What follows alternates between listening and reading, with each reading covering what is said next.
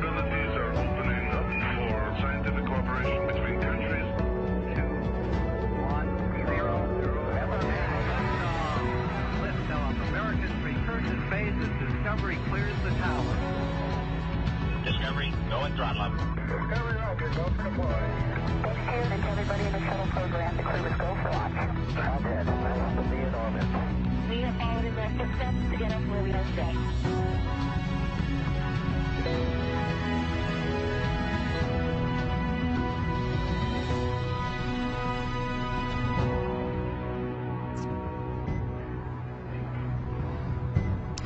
Good morning or afternoon, depending on where you're joining us from.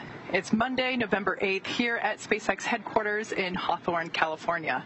You're looking at a live view of the Dragon Endeavour spacecraft as we await its departure from the International Space Station on its way back to planet Earth. We expect Endeavour to push away from the space station at 11:05 a.m. Pacific or 19:05 GMT with our Crew 2 astronauts, including NASA astronauts Shane Kimbrough and McArthur, JAXA astronaut Akihiko Hoshide, and ESA astronaut Thomas Pesquet. If you joined us earlier, you'll know that the crew is suited up and the Dragon and station hatches are sealed in preparation for departure. My name is Kate Tice, and I'm a senior certification engineer here at SpaceX. It's a live production morning for us here on this Monday morning, so you might hear some noise as we broadcast, but in any case, I'm very excited to bring you live coverage of Crew Dragon completing its second trip to space with people on board as part of NASA's first official long-duration mission for its commercial crew program. Joining me today from NASA Communications is Gary Jordan. Hey, super good to be here, Kate. Once Dragon departs the station, the crew's flight home is expected to last just a little more than 8 hours. About an hour and a half of that journey will be dedicated to a fly-around maneuver where the Crew 2 astronauts will make a full loop around the station to take photographs of the outside of the orbiting lab. Upon completion of the fly-around, Dragon will use its Draco engines to thrust away from the station in a series of carefully choreographed maneuvers, or 4 departure burns, to increase the distance between the spacecraft and the space station. Dragon will also execute a phasing burn to lower its orbit and line the spacecraft up with its landing location. Next on its trip home is deorbit, entry, and landing, which covers all operations after the final departure maneuver. That includes trunk separation, closure of the nose cone, a deorbit burn, deployment of drogue and main parachutes, and finally, of course, splashdown off the Florida coast, at which point our teams will recover Shane, Megan, Aki, and Thomas. Dragon is targeted to splash down off the coast of Pensacola, Florida, in the Gulf of Mexico tonight at 7:33 p.m. Pacific, 10:33 p.m. Eastern, followed by the crew getting picked up at sea by one of SpaceX's recovery vessels. Today on board the space station is the Expedition 66 crew, led by Roscosmos cosmonaut Anton Shkaplerov, who just took over as station commander from Thomas Pesquet of ESA, now on board the Crew Dragon Endeavour. As a reminder, just like its approach to the International Space Station, Dragon's departure and deorbit, including the fly-around, is designed to be fully autonomous, requiring no action from the crew on board. NASA astronaut Mark Vande Hei will be watching the undocking and departure from the cupola, but the prime departure monitoring role falls on Shane Kimbrough and McArthur from inside the Dragon. Mission controls in Houston and in Hawthorne will back them up. So now let's go over to Shaniqua Vereen at the Johnson Space Center to talk a little bit about how the station crew has been preparing to send this crew home and what we can expect to hear from Dragon as it departs from the station. Shaniqua. Thanks, Gary. It's been a busy week during our indirect handover. Over the last several days, the astronauts worked to pack Dragon full of cargo for the return journey home. Along with our crew, Dragon will return more than 240 kilograms or 530 pounds of cargo back to Earth. The cargo includes some samples for continuing human research, some hardware, and some other items. All of this cargo will get offloaded after we get the crew out following splashdown, and the scientific samples will be sent to researchers for final analysis. The crew also took some time to get their SpaceX suits unpacked and ready for the journey, with Aki and Thomas suiting up inside the station prior to making their way into Dragon. Since getting the hatches closed, Shane Kimbrough and Megan McArthur also suited up, with all 4 astronauts now in their seats and standing by for undocking. We've got a final go-no-go poll coming up in a few minutes where the joint SpaceX and NASA teams make their final call for Dragon to depart station. This is one of many checkpoints in the return that will continue all the way up until just before the deorbit burn, giving mission managers multiple chances to assess the weather at the splashdown zones, making sure everything is lining up before the Dragon departs. So we'll stand by for that final go-no-go poll, but for now, everything continuing to look good for an on-time departure. With that, I'll throw it back over to you, Kate and Gary in Hawthorne. Thanks, Shaniqua. So separation is set for approximately 11:05 a.m. Pacific, 19:05 GMT, just a few minutes from now. At the moment, Dragon is in its final configuration before undocking, and we are waiting for mission operators to conduct their go, no-go poll on whether to move forward with the docking procedure. Now, a note for on its trip home, just like during its approach to the International Space Station, Dragon's departure and deorbit is designed to be fully autonomous, requiring no action from the crew on board. Once the docking sequence is complete, Dragon will use its Draco engines to thrust away from the station in a series of carefully choreographed maneuvers or 4 departure burns, and that'll increase the distance between the spacecraft and the space station. From there, a phasing burn will place Dragon on a trajectory back to Earth. On its trip home is deorbit, entry and landing, which covers all operations after the final departure maneuver. That includes trunk separation, closure of the nose cone, a deorbit burn, deployment of the drogue and main parachutes, and then finally, splashdown off the Florida coast, at which point our teams will recover the Crew2 astronauts inside Crew Dragon from the water. Yeah, so we are expecting the call for that go, no-go here in the next few minutes or so. So as we mentioned before, weather has been a watch. SpaceX final configurations for undock are complete and nominal. Round is go for undocking with the targeted undock sequence start time of 1900 Zulu. Please confirm visors are down and crew readiness for undock and departure at the planned time of 1900 Zulu.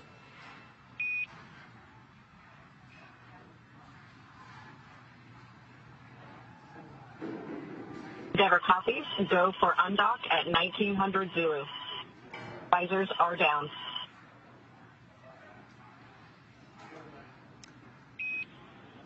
Copy all. Thank you, Megan. Station Houston on 2 for Mark. Perform steps 2 through end of 1.602 Dragon departure monitoring. Copy 2 through end, and the ISIS crew is ready for Dragon undocking.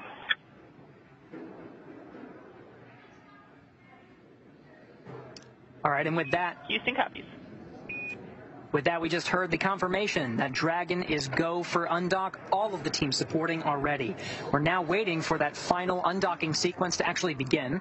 So once that happens, right at 11 o'clock Pacific, it will take about 5 minutes for Dragon to physically separate from the International Space Station, which has been its home for the last 6 months.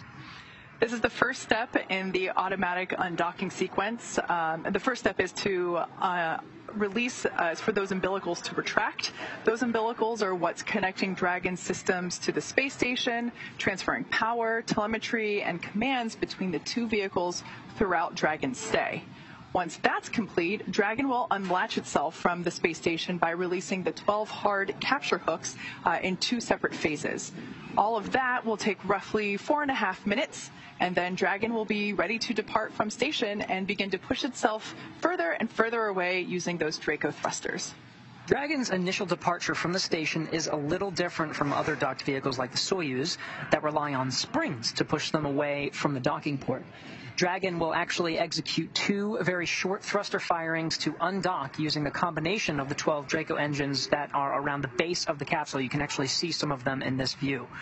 With the first, breaking any stiction between the Dragon and the docking port, and the second, slowly backing the spacecraft away. We're expecting the call for the undocking sequence to begin in the next couple of minutes or so, maybe 5 minutes if we start right on time.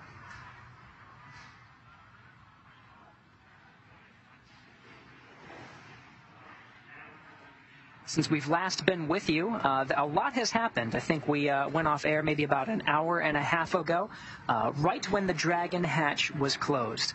In that hour and a half, Mark Van de Heij on the station side closed the A-Pass hatch, or the hatch that's adjacent to that Dragon hatch, creating a vestibule in between the two hatches. He also closed the hatch to the pressurized mating adapter 3, which is on the nadir, or the zenith side, space-facing side of No. 2. With all of that, he was able to execute the depressurization between the station and the Dragon.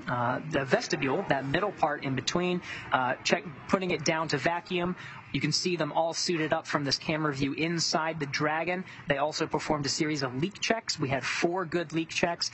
And, of course, just before we started this broadcast, the vestibule leak check, which is very important, making sure that that vestibule is down to vacuum and there's no leaks. That was performed, and we had a good leak check on there. Handing over to the SpaceX side to do a residual leak check. Now just really counting down to execute this undocking sequence. Again, a 5-minute sequence here to start in about 4 minutes.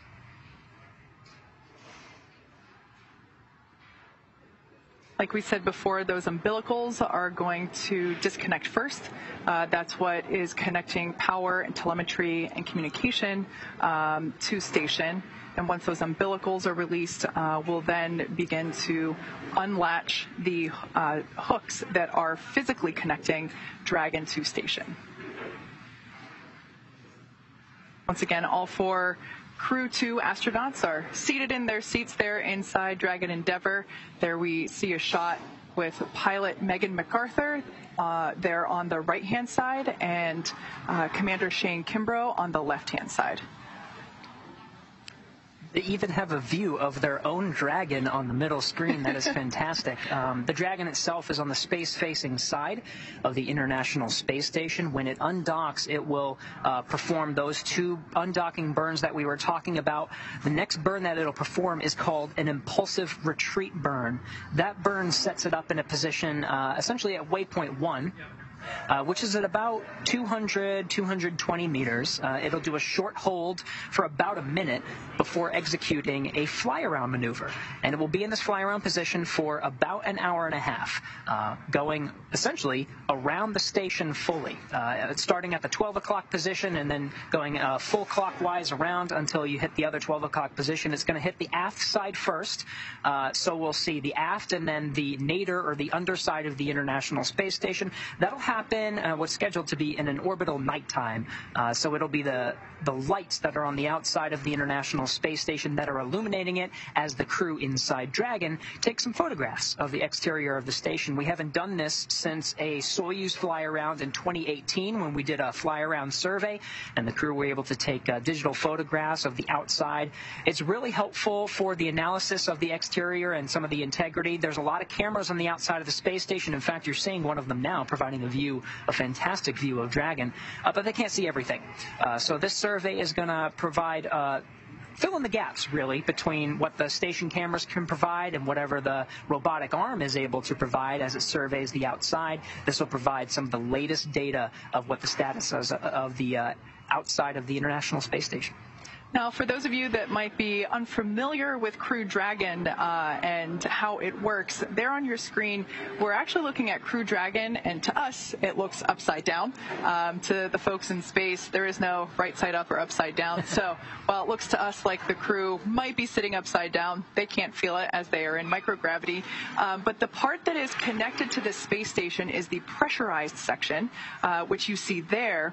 The part that we saw in the previous view that was the dark cylinder underneath the pressurized section, that is the unpressurized section, also known as the trunk. That portion of Dragon will be jettisoned prior to reentry. By doing so, we will expose the heat shield and allow for the heat shield to protect the capsule upon reentry. So just a little map of Dragon, if you will, for folks that might be unfamiliar. Looks like we lost our view there, but we'll bring it back as soon as we can.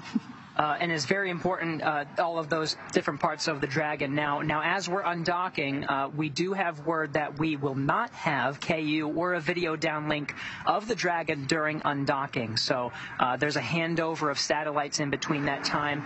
So we'll be able to confirm verbally, and with the teams supporting in Mission Control Houston and Mission Control Hawthorne, that the sequence has begun and that the Dragon has physically separated. SpaceX undock sequence has been commanded.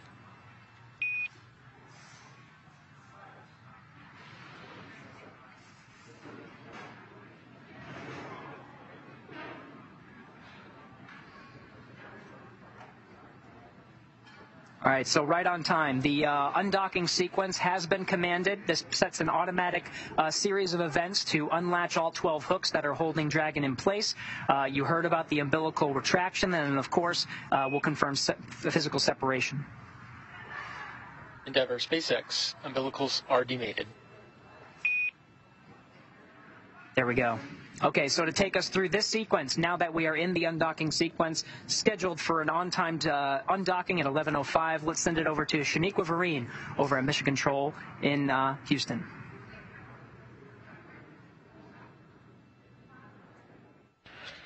Thanks, Gary. And we just heard confirmation that the umbilical has retracted. We are currently waiting for all those hooks to open, and that's 2 sets of 6, so 12 total to unhook from the Dragon before we are Endeavour, SpaceX on called. Dragon to ground. Repeating calls for TDRS. The umbilicals are demated and the undock sequence has been commanded. Group 1 hooks are driving.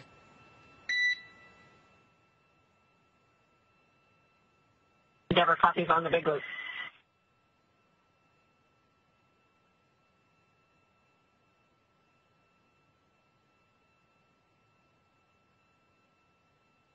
And that was confirmation that umbilicals have retracted, and we are waiting for all the hooks to current hooks are driving, and we are waiting for all of them to unhook before we have that full confirmation of separation.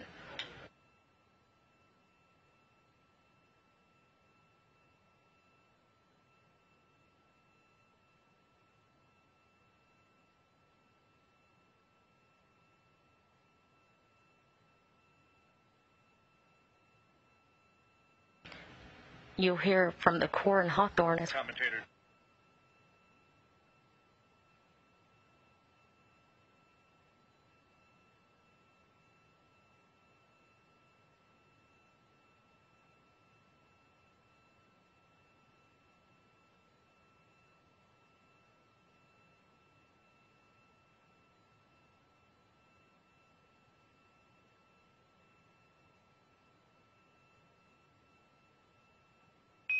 Endeavour, We're about SpaceX first set of halfway hooks are open.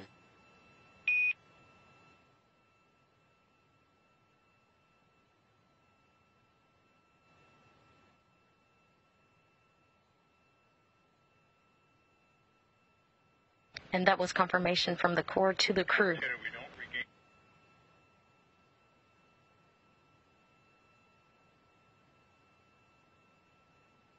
We're about halfway there. Hooks of that first set are done. We're driving the second set now.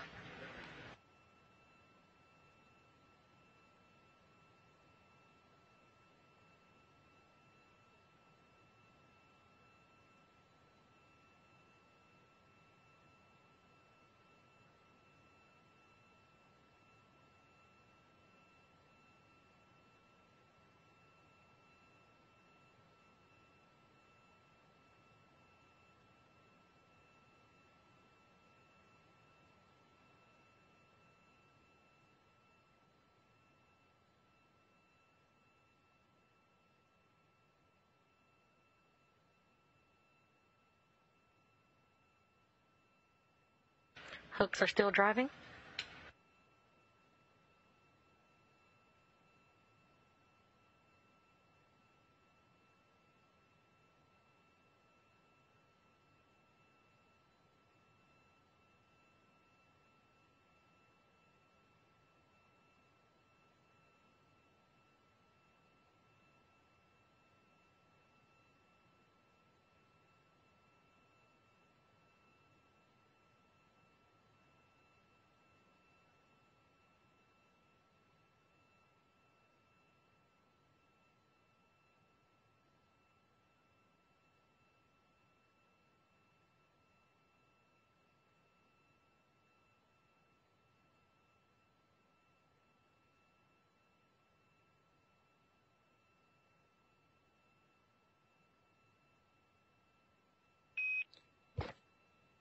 All hooks are open and we have confirmation of separation. Endeavour copies.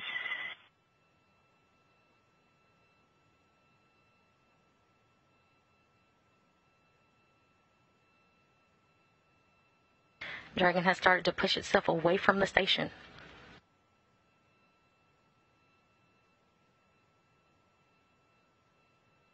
And with that, Shane, Megan, Aki, and Thomas have completed their journey aboard the International Space Station.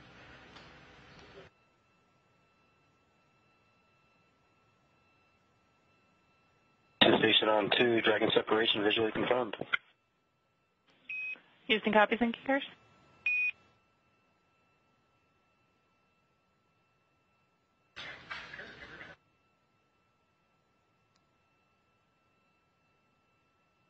Confirmed physical separation at 1:05 p.m. Central Time as the station was flying 259 statute miles.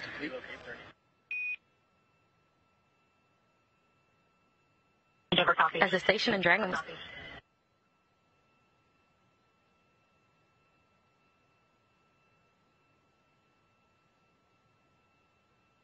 That was confirmed physical separation at 1:05 p.m. Central Time as the station was flying 259 statute miles off the coast of Chile.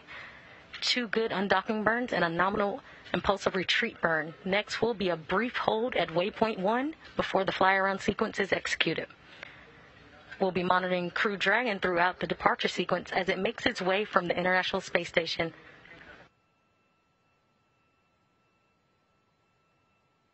Godspeed to Shane, Megan, Aki, and Thomas.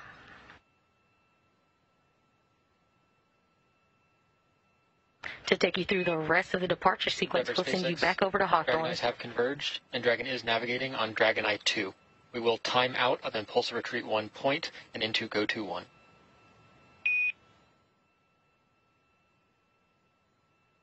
Endeavour copies.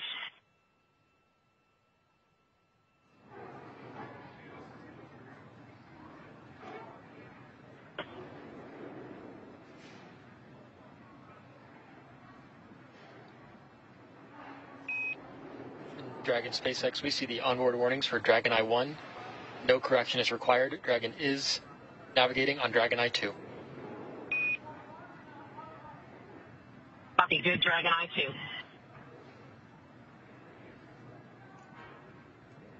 And we're following along as the Crew Dragon Endeavour is backing away from the International Space Station. We're going to go to waypoint. MSs are doffing suits.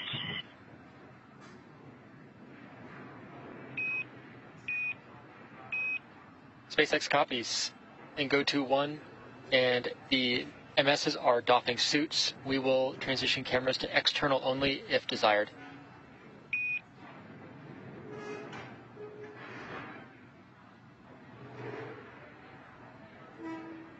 And SpaceX not required.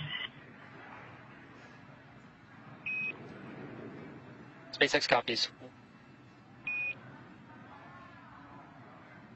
The station on 2, the ISS thrusters are enabled. Houston copies.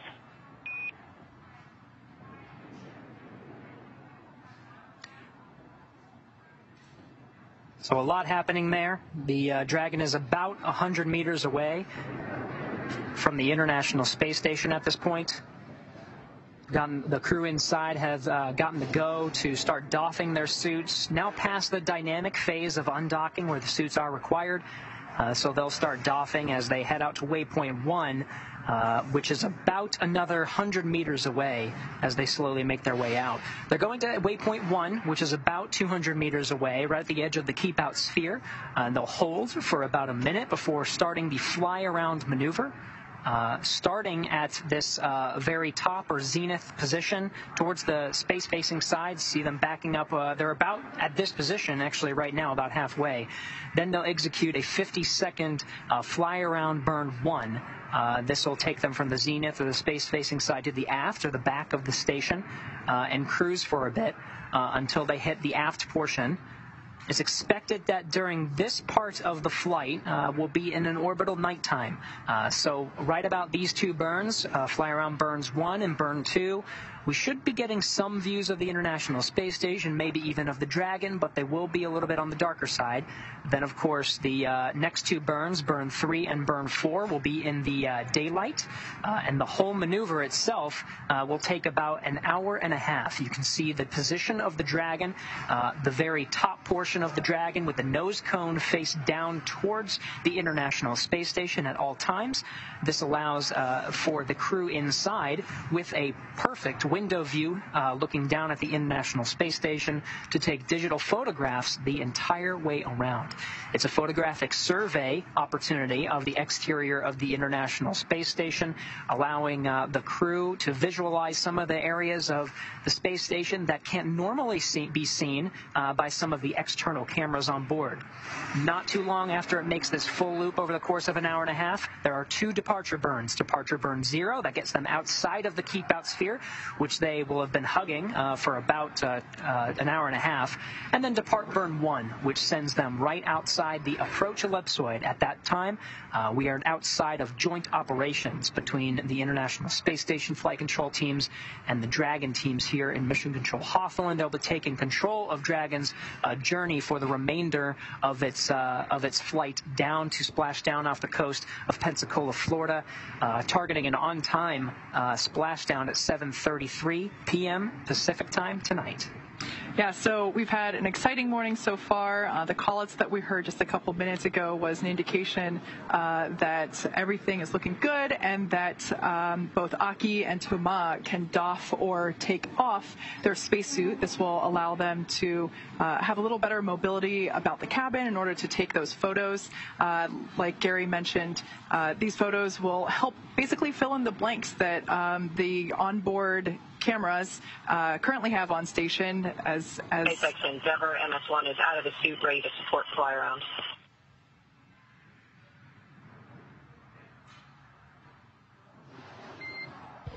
SpaceX copies. MS-1 is ready for Flyaround on Dragon ground.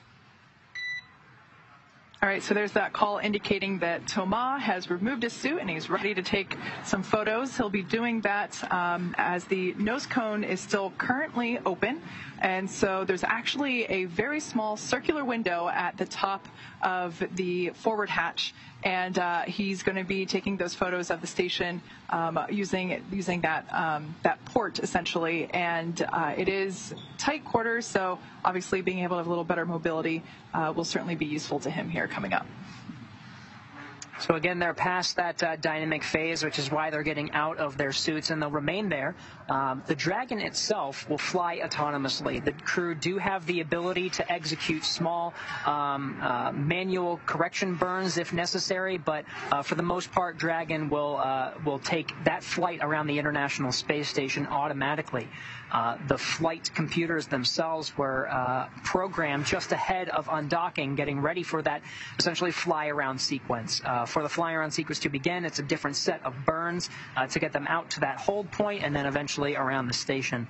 We are getting fantastic views from the Dragon Eye, some of the Dragon cameras that are on the forward end of Dragon pointing down, and that position will be held really throughout this entire fly-around flight. We're a little more than halfway there, about 130 meters at this point. Again, we're getting to about 180 to somewhere between 180 to 220 until we get to that waypoint 1 hold point. We will not stay there for very long. It's only about a minute. And then if everything looks good, which the flight control team are trying to determine right now if they're good to go to proceed, they'll execute that fly-around burn pretty much immediately. Yeah, so that shot that we just had inside the cabin, you could actually see Toma there just underneath Megan and Shane taking these photos as we had indicated. Hopefully we'll get that feedback momentarily. But this view... SpaceX, no response required, but we are going to clear the onboard Dragon Eye 1 and Dragon Eye-like sensor cross-check alerts from your board. They are no longer active. Yeah, so this is a live view from Dragon, and there's that shot inside the cabin. pilot Megan McArthur on the right-hand side, Commander Shane Kimbrough on the left-hand side, and that's Thomas Pesquet, basically the designated professional photographer of this mission. If you've been following along on his Twitter account, there have been absolute golden photos that he's really captured all along this mission, and I'm excited to see, what he might be putting his skills to here as he continues to survey the station during this fly around. Interestingly enough, it looks like the photographic survey is beginning now, even before the fly around, now that they have, they're only about 140 meters away at this point, but you can see an absolutely gorgeous view of the space-facing side of the International Space Station. Really good to take pictures now because we're getting this view while we're in an orbital daytime. It won't be long until we have a sunset here as we make that first burn maneuver to go from the very top or the zenith space-facing side. We're going to first go towards the aft or back of the space station, towards the Russian segment. That'll be the first part of this journey around the space station to take this photographic survey. Now, if you're looking at the screen and wondering what that red thing is floating near Thomas' head, and there's a blue one on the left-hand side, those are his earpieces. Those are basically part of the uniform. That's what allows him to hear communications during the mission, not necessarily at this point in time, but it looks kind of silly to see them floating there, so I just wanted to point those out for awareness. Right below the International Space Station is the South Atlantic Ocean. We just passed the southern tip of South America, and we're now heading on a northeasterly course. The Terminator line that separates light from dark is right in the middle of the Atlantic Ocean right now, so we're expecting sunset in about 15 minutes. So Thomas Pesquet taking pictures of the space-facing side of the entire International Space Station while he can. He's got about 15 minutes of daylight left. Live shot there of Mission Control Center here at SpaceX headquarters in Hawthorne, California, just to the side of us. Like I mentioned before, it is a bustling Monday morning. Here we are a live manufacturing environment, so there is some background noise as we're literally building rockets and spacecraft right behind us. But yeah, that's a shot of our Mission Control here in Hawthorne.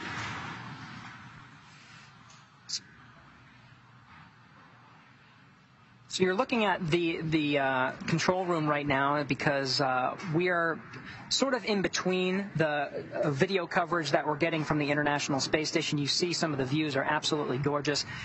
There is a data link between the space station and the Dragon that provides high bandwidth communications. But for the most part, a lot of that video from the Dragon side will be when we go over ground stations. From the space station side, we use TDRS, or Tracking and Data Relay Satellites, that are in geosynchronous orbit about 23,000 miles from Earth. To give you some perspective, the Dragon crew and the International Space Station crew is about 250 miles, so quite a bit. But they provide that video coverage, the video downlink that we're seeing from the outside of the station. This is probably the longest period of a handover between the satellites that we'll see throughout the flyover maneuver. There's a couple of dips that we may see from video as they're making that their way around, and we'll just see what we get as we make our way around. We have that video coverage from the station camera, so we may be able to see the station side looking out at, there we go, we're already getting some of that. Fantastic. So you can see with the station cameras overexposed, that aperture nice and wide, we can actually see some of the Draco engines firing those thrusters to stabilize Dragon as it makes its retreat out to about 220 meters, now at about 160. Looking straight down at the International Space Station. Of course, they're looking straight up. Again, we're about 10 minutes away from an orbital sunset. You can see the views a little bit even dark at this point. It might be because of the overexposure, just to see some of those Draco engines firing. And high definition views as well. Fantastic Hopefully we get a lot of these, Kate, as we make our way around the station. Again, we're in some of the longer handover periods now, but we may see it. The cameras themselves should be getting some good views of the Dragon as it makes its way around. Some of the views from Dragon looking down at the International Space Station that we were seeing towards very shortly after undocking. We'll maybe get some of those as well. So this will be a very fun hour and a half. Yeah, I want to point out real quick while we still have this view that the tiny light there in the center of the dark circle, that is the window in which Thomas is utilizing to take photos during the Flyaround. So right now, Thomas is looking back at us as we're looking at him. Once again, you can see that nose cone is open. It will remain open for the duration of the Flyaround, and of course, prior to re-entry, it'll close once we are completely done utilizing the Draco thrusters located there at the forward hatch. You can sort of see them, too, the outline of the four forward bulkhead Dracos. Those will be used for a lot of the more important maneuvers. I think the most important of which is the deorbit burn. Very, very important maneuver. That is essentially committing Dragon to re-entering the Earth's atmosphere and splashing down. Right now, we're still tracking weather, and we will continue to do so over the next 8 hours as we make our way down closer towards that splashdown time, 7:33 p.m. Pacific, 10:33 p.m. Eastern Standard. But those forward bulkhead Dracos will fire for 16.5 minutes, super critical time, and that will put the Dragon in a position to re-enter the Earth's atmosphere. This shot is also great because not only can we see the forward hatch, so that's the hatch that's utilized to get in and out of Crew Dragon while it's on station, but we can also slightly see the side hatch, which is on the left-hand side of the vehicle. It's a square shape, which doesn't look like a square from this angle. However, it's that panel there on the left-hand side of the vehicle. That, of course, is the hatch in which the crew uses to ingress or get on board Dragon on day of launch, and of course it will be the hatch that they use later this evening to egress or exit the vehicle once the crew splashes down and is recovered by the SpaceX recovery team on one of our recovery vessels. And that'll be open for the first time in 199 days. By the time that they splash down at 10:33 p.m. Eastern Time, they're only about 7 hours shy of making it to that 200-day mark. But it will be 199 by the time they actually open up that hatch. It's been closed the entire time that it's been on station. Very important section of the Dragon, right towards us, where we're looking at from this camera view, towards essentially what is the top of that side hatch. That's where the drogue parachutes are. Shortly after re-entering the Earth's atmosphere, mortars will fire to release those two drogue chutes. Endeavour, SpaceX for Flyaround.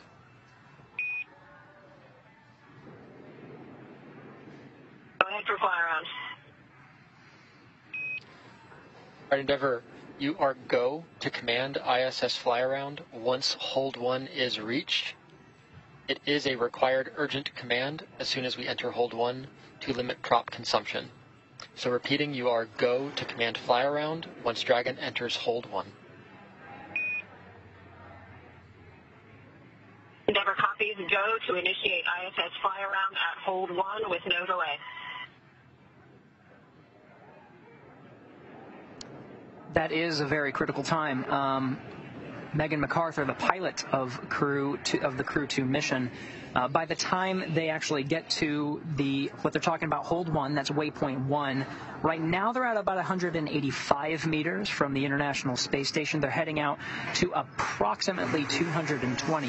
At that point, Dragon will transition to hold mode or Hold 1, where it's holding at that waypoint.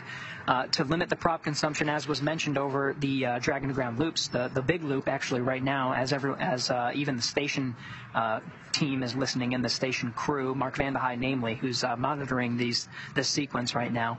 That will be about a minute that they have from the time that they enter hold 1 to the time that the first fly-around burn is initiated.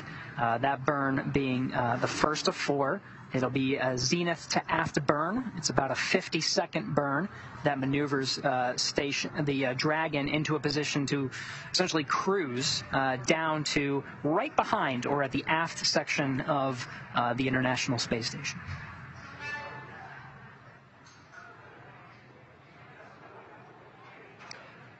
So again, you're seeing, we were getting fantastic views of the Dragon looking right up at it. And Kate, you were perfectly describing that tiny little hole that Thomas is going to be taking photos out of. You can see even after that first burn is executed, those burns will actually keep Dragon in the position where that forward hatch, what we're looking at right now with that bright circle at the very dead center, that's where Thomas Pesquet will be taking some of the digital photographs. That forward hatch will be pointing towards the International Space Station at all times as it makes its way around the International Space Station with, again, all 4 fly-around burns to make that perfect loop all the way around.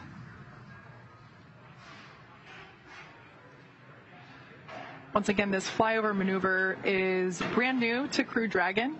This is the first time that we will be executing it. The maneuver itself is basically a photographic survey of the station.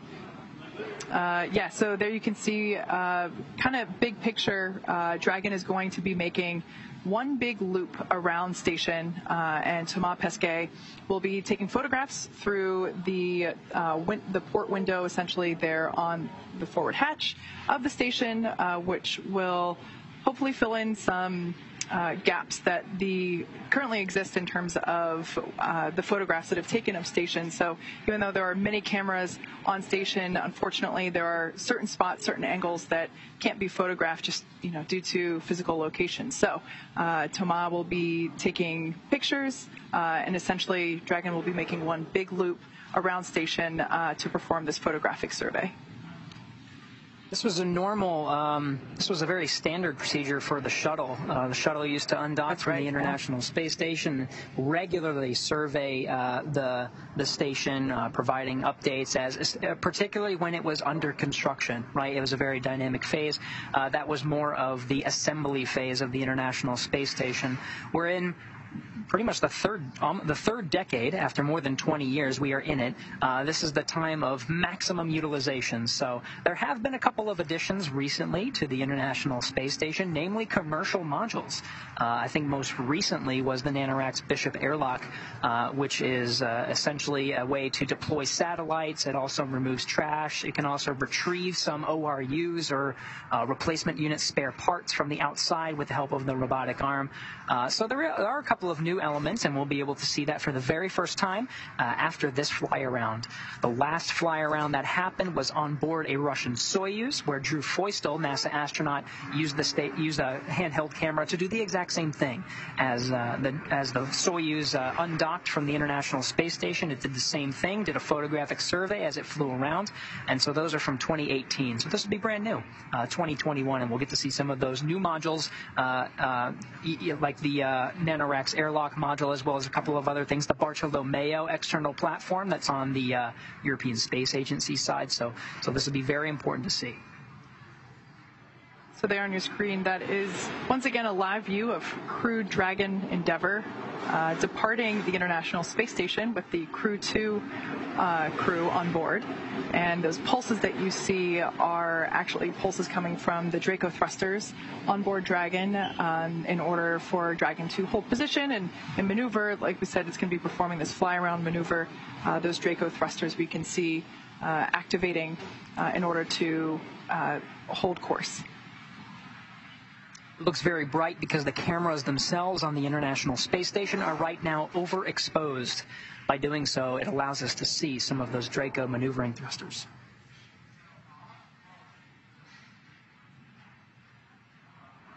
There, it's becoming clearer now. We're about to enter into an orbital sunset, so you were getting some glimpses from the Dragon. We just got a second of it. It looked like looking down at the space station, still a little bit illuminated by the sun. That will not last very long.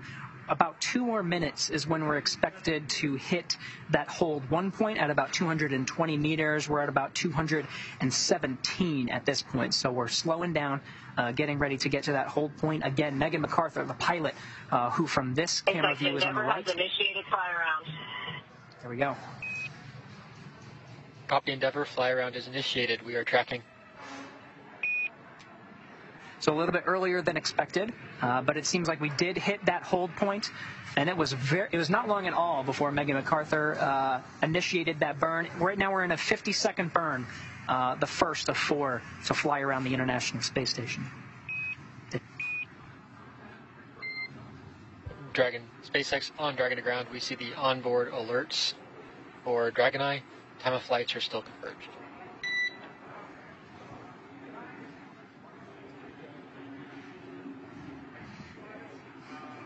Say again, you are not readable. Repeating call. We see the onboard alerts for Dragon Eye 1 and Dragon Eye 2 geometric filters. The time of flight filters are still converged.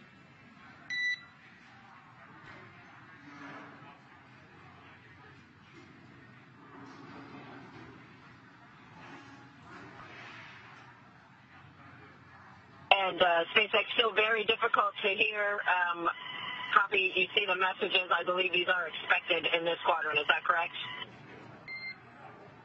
That's affirmative, Endeavour. The geometric filters were lost, but the time of flight filters are still converged. So Dragon is still in a good configuration for Flyaround. Copy, good config for Flyaround.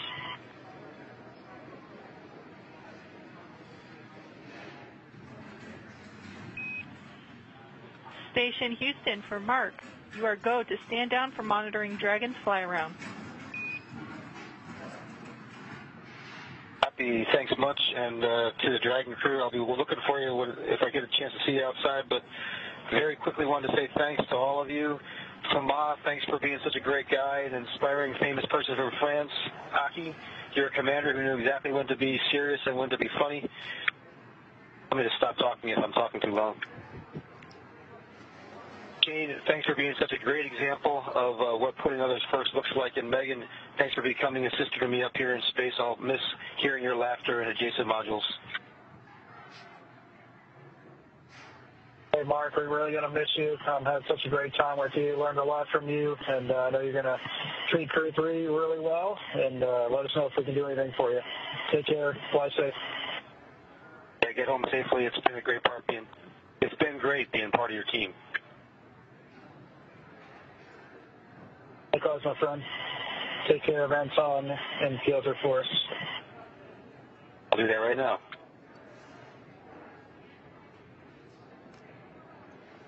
You were hearing NASA astronaut Mark Vande Hei, the sole NASA astronaut now on board the International Space Station, relieved of his duties to monitor the retreat of Dragon out to the hold point. Now he can stand down for monitoring the Flyaround. Some wonderful words from Mark Vande Hei, who got to spend the entire 197 days that the Crew 2 astronauts spent on board the International Space Station. Vande Hei being a crew member that's staying on board for almost a year as part of the Soyuz rotation crew. A shout out to the Crew 3 astronauts who are set to launch just a few days from now, no earlier than November 10th. To make their way to the International Space Station. It'll be Mark Vande Hei's job to brief them on everything that the space station, everything about the space station, where things are, about emergency procedures. So he'll do the handover as Crew 2 is returning home now.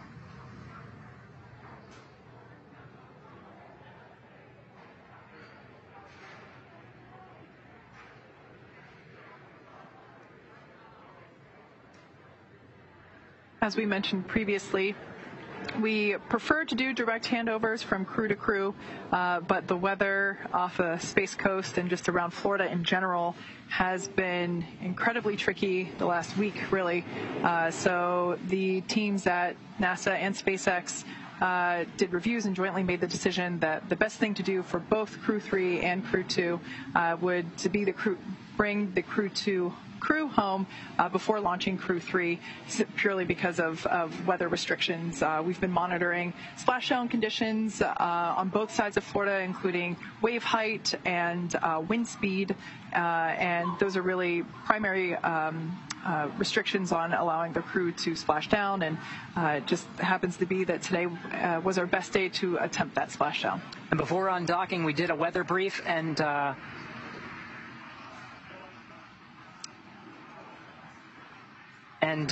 the Crew 2 astronauts are undocked today because they did a weather brief of the prime landing site, Pensacola, and it looks fantastic. Even with the trajectory, it's about 8.5 hours, even fitting in this fly-around maneuver, which they're doing right now. So we just executed a good 50-second burn, the first of 4 to fly around the International Space Station. We're now in a cruise phase between what's called the zenith, or the space-facing side of the International Space Station. We're heading to aft. That's the Russian segment of the International Space Station. We'll be getting some great views the whole way. We're in an orbital nighttime, so we're relying on some of the external floodlights on the outside of the space station to illuminate those views, and Thomas Pesquet has his camera ready, taking some of those surveys. We're getting some views as we're going in and out of that connection between Dragon and station, but it looks like we have some Dragon views now. You can see a lot of, particularly the habitable volume of the space station is illuminated. We'll be in this position for at least this one, from the zenith or the space facing to the aft or the back, for about 20 minutes. It's about a 20-minute transit to get to that next point, which is essentially right on the V bar, or the velocity bar that's directly behind the International Space Station. There are no hold points throughout this maneuver, so right at about that time they'll execute another 50-second burn. That'll do essentially the same thing, maneuver from the aft section or the back to the very underside of the International Space Station. We did hear Mark Vande Hei actually mention that even though he's not in a monitoring phase for watching the fly-around maneuver, he's been relieved of those duties. Right on the Earth-facing side of the International Space Station is a 7-bay window called the cupola. Provides fantastic views of the Earth, and it's used very frequently for capture operations for some of the cargo craft that come to and from the International Space Station, but it'll also provide a very good view of his crewmates who will be flying around the International Space Station at that time on the underside or on the Earth-facing side of the International Space Station. So we'll hopefully get a couple of fantastic shots from Mark Vande Hei taking some of those photos. By about that time, when the Dragon is directly underneath the International Space Station, we should even be in an orbital sunrise. So we should get some sunrise photos as well. Yeah. The shot that we had a little earlier with that nighttime view and all the exterior lighting of station, something about it so black and white, kind of looked like it could be in a Kubrick film. Right. Yeah. As we saw before, oh, right there it is actually. We have some shots there inside the Crew Dragon capsule. You could, when we get that back, you might notice that Thomas Pesquet has taken off his spacesuit to allow him to have better mobility while taking some photos. Once again, this fly-around maneuver is essentially a photographic survey of station, and this is super helpful because, as Gary mentioned before, the last time this was performed was 2018, I think you said? That's right. And there have been lots of new additions on station since then, so this is a new capability for Crew Dragon. This will be the first time we're executing it today. And so Thomas Pesquet will be taking photos. They're in night mode inside Crew Dragon. It's likely to limit the glare from the lit cabin inside the Dragon, likely reflecting off of the single window that Thomas Pesquet is using to take those photographs. We're in an orbital nighttime, right? So the only thing illuminating the outside of the space station is the lights of the space station itself. So limit those glares and get even better photographs. I cannot wait to see these photographs that Thomas is taking. Yeah, you can kind of think of it as, imagine if you're in a car and, somebody's driving a car in the middle of the night and you're sitting in the passenger seat and you turn the interior cabin lights on and you try to take a picture of something scenic outside, right? You're probably not going to be able to capture that because the interior cabin lights are reflecting off of your window. So you turn the lights off and enable night mode on your camera and take some pictures.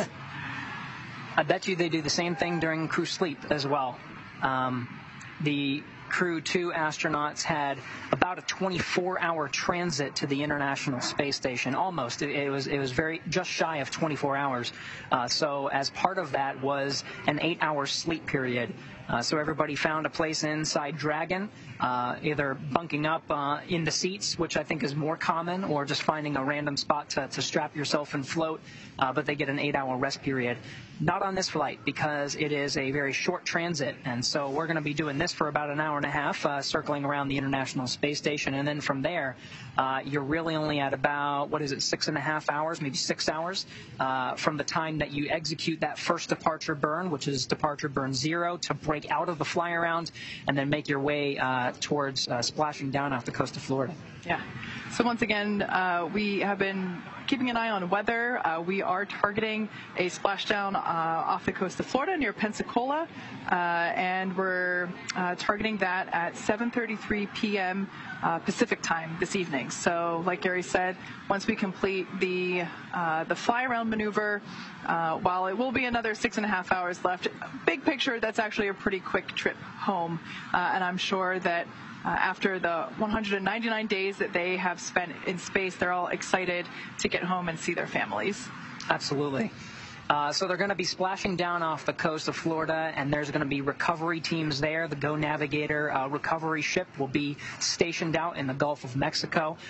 We'll see a lot of that action as we get closer to that period, about 8 hours, maybe a little less than that at this point from now, until we actually splash down off of the coast. We're going to see all the action. It'll be a nighttime splashdown, unfortunately, but we did see a lot of that for Crew 1, and we did get some pretty good views of the fast boats going out and really readying that capsule inside the water to be picked up by the A-frame, which is on the back of the Go Navigator and positioned inside the Dragon nest. Like you said, Kate, from there, the crew themselves are going to be extracted, or they're going to egress the Dragon spacecraft. There are some medical facilities that are on the boat, but what will likely happen is they'll take a helicopter ride out to the coast of Florida, where they'll have different planes stationed ready to take them home. 3 of the crew members, Shane Kimbrough, Megan McArthur, and Akihiko Hoshide, will take a plane out to Houston. They'll undergo a series of additional medical checks and just make sure they're ready to go, and they'll have a chance to see their family. Pesquet will depart for Europe. So we're in the middle of a fly-around period now, so we should be in this period it's a cruise phase between the zenith or the space-facing side until we get to the aft side. We're here for about another 10 minutes. It's about a 20-minute transit from the very top, or the R bar, essentially right in line with the top of the International Space Station, to the aft position. There's going to be no stops along the way. It's a very fluid transit from each of these different periods, but once we get to the V bar, we're essentially right in line with the velocity bar of the International Space Station. You can see it there. It's the point directly to the back or to the aft of the International Space Station. Right there, they'll execute another 50-second burn to enter into another cruise phase. It limits the prop, right? They need to save a lot of that prop for some of the departure burns, and you can see 2 of them are part of this fly around to actually break out from it. But this is essentially where we are right now. In fact, we're about halfway through the maneuver. This position that you're seeing right now in this graphic is pretty much where they are, about halfway between the zenith, or the space-facing most point, and the aft, or the backmost point of the International Space Station. And again, a 50-second maneuver. It's just to limit prop. After these 50-second burns, they enter into a cruise phase. So the next maneuver will be just about another 20 minutes, maybe a little bit more than that, 25 minutes, to get from the aft position to the nadir, or the bottom position. Right about that time, they'll be entering into just about this period where you see the Crew Dragon on this graphic. That will be about where we see an orbital sunrise. So we'll be able to photograph the underside of the space station while it's lit and illuminated by the sun. And about that time, we should see Mark Vande Hei. We'll not see Mark Vande Hei, but it's about that time that Mark Vande Hei from out inside the space station will be taking digital photographs of the Dragon, as the Dragon is taking photographs of the cupola. Maybe we may even get to see Thomas Pesquet take a photo of the cupola maybe seeing Dragon, seeing Mark Vande Hei inside. Another 50-second burn right at the bottom there at the nadir position to get over to the forward end of the International Space Station, all in the daylight. So we should be getting some great views of, at this point, which is the U.S. side, U.S. OS side. We'll be getting to see some of the U.S. modules, some of the commercial modules that I was talking about, as well as the international modules. Right about here, you'll get some great views of the nadir, the underside, as well as part of the forward parts of the Japanese module, the GEM, as well as the Columbus module, which is the European module, each with their own respective external facilities. The Japanese exposed facility has a lot of experiments on the outside, and then we have the commercial module Bartolomeo, a ESA, European Space Agency astronaut, and Airbus partnership, which is another external platform, does a lot of the same things, external payloads. So we'll get to see some of those, which have been installed. Well, the Bartolomeo, at least, has been installed recently. Endeavour, SpaceX on Dragon to ground for cabin temperature.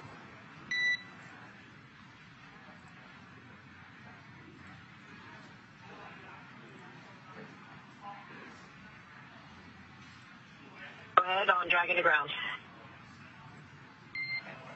We see on the ground that the cabin temperature has been increasing slightly and is at a little elevated level. We're wondering how you're feeling in the cabin and if you'd like us to take any commanding to cool the cabin off.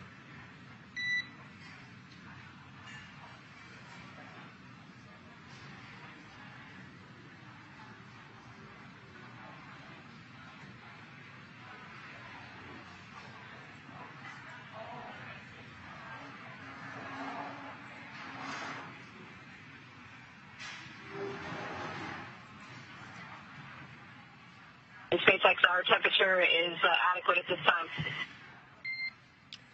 Copy that, Endeavour. Thank you.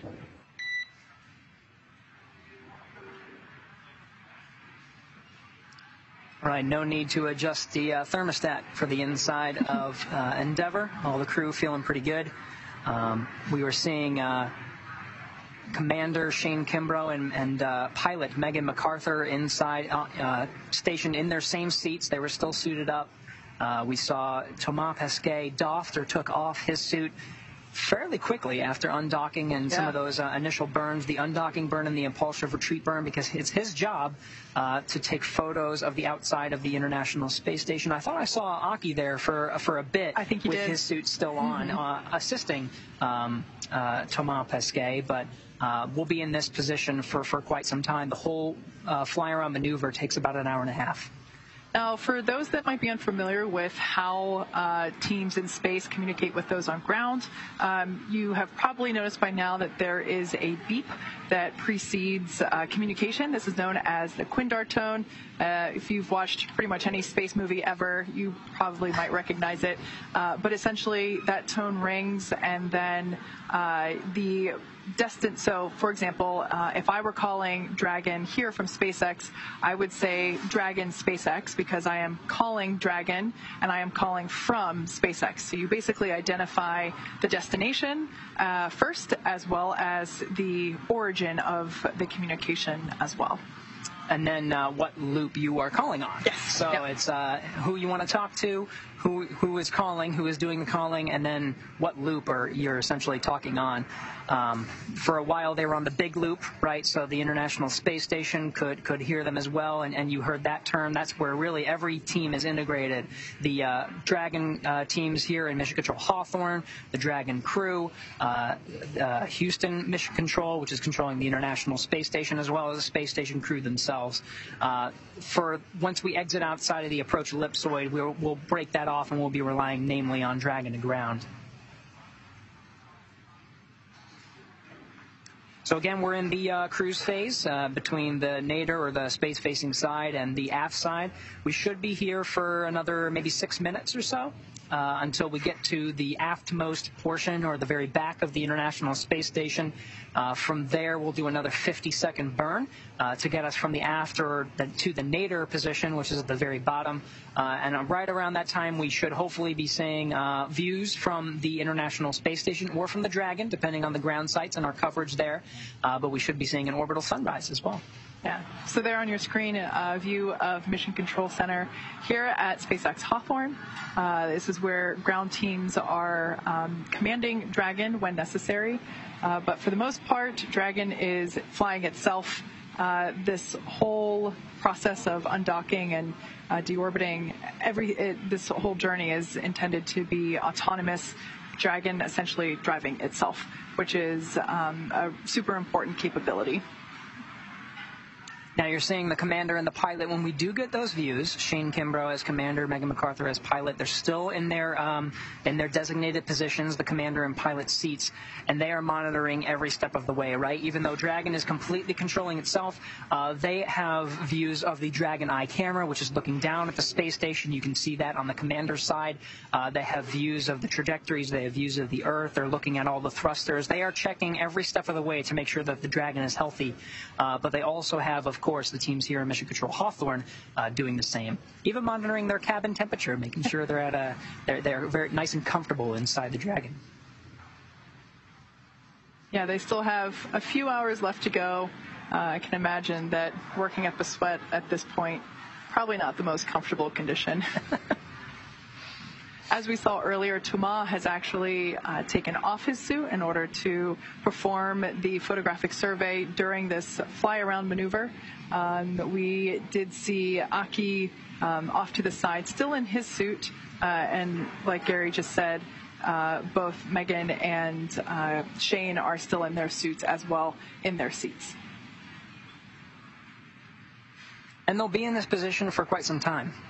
So again, they're going to just remain really in a monitoring position, and with Thomas Pesquet with the handheld camera. So we'll continue to provide the coverage of that. In fact, we're going to provide continuous coverage of the journey home. We'll be here for quite some time as we break out from the keep out sphere and the approach ellipsoid and start making some of those calculated burns. There are 4 burns to bring us home. The first 2 happen pretty shortly after the fly-around maneuver. There's no holding. It's just the fly-around happens around the space station, and then if they get the go, they'll execute the depart burn 0. You can see here's the entire maneuver from, and this is where we are right now after the 50-second burn, the first quadrant of the fly-around going from the zenith or the space-facing to the aftmost part. Well, each of these different points that you see, fly-around burns 2, 3, and 4 will be 50-second burns. It's the same maneuver for each of these different sections, with the Dragon pointing towards the International Space Station every step of the way. We should be getting the same Dragon Eye camera views whenever we can. We'll be getting the external camera views from the space station looking out at Dragon, so we should get some pretty good coverage. Endeavour, SpaceX on the big loop. The aft waypoint has been reached.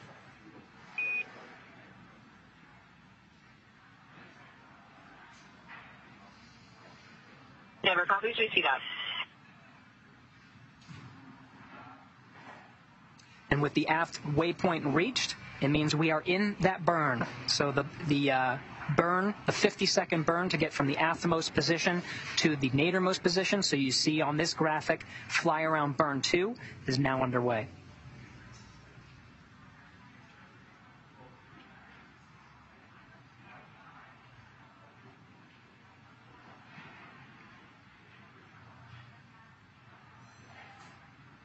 So if you've just joined us, Crew Dragon Endeavour has departed the space station with an undocking separation at 11:05 a.m. Pacific. They have now moved away from station and have begun the fly-around maneuver, which is essentially a photographic survey of the station. And we did get confirmation that the full 50-second burn, the second of 4 burns, has been completed. We have a good fly-around burn 2, or what's called the aft to nadir burn. So now we're in a cruise phase, and this cruise phase will take place for about 25 minutes. We'll be cruising from the very back of the station to the nadirmost point. We should be getting a sunrise here soon as well. In about 11 minutes, we should be getting a sunrise. So about halfway through, right about the position where you see the Dragon in this graphic, about halfway between the aftmost and the nadirmost point. will be about when we start seeing the sun rise and start to illuminate the underside of the International Space Station. So Thomas Pesquet should be getting some fantastic shots of that section.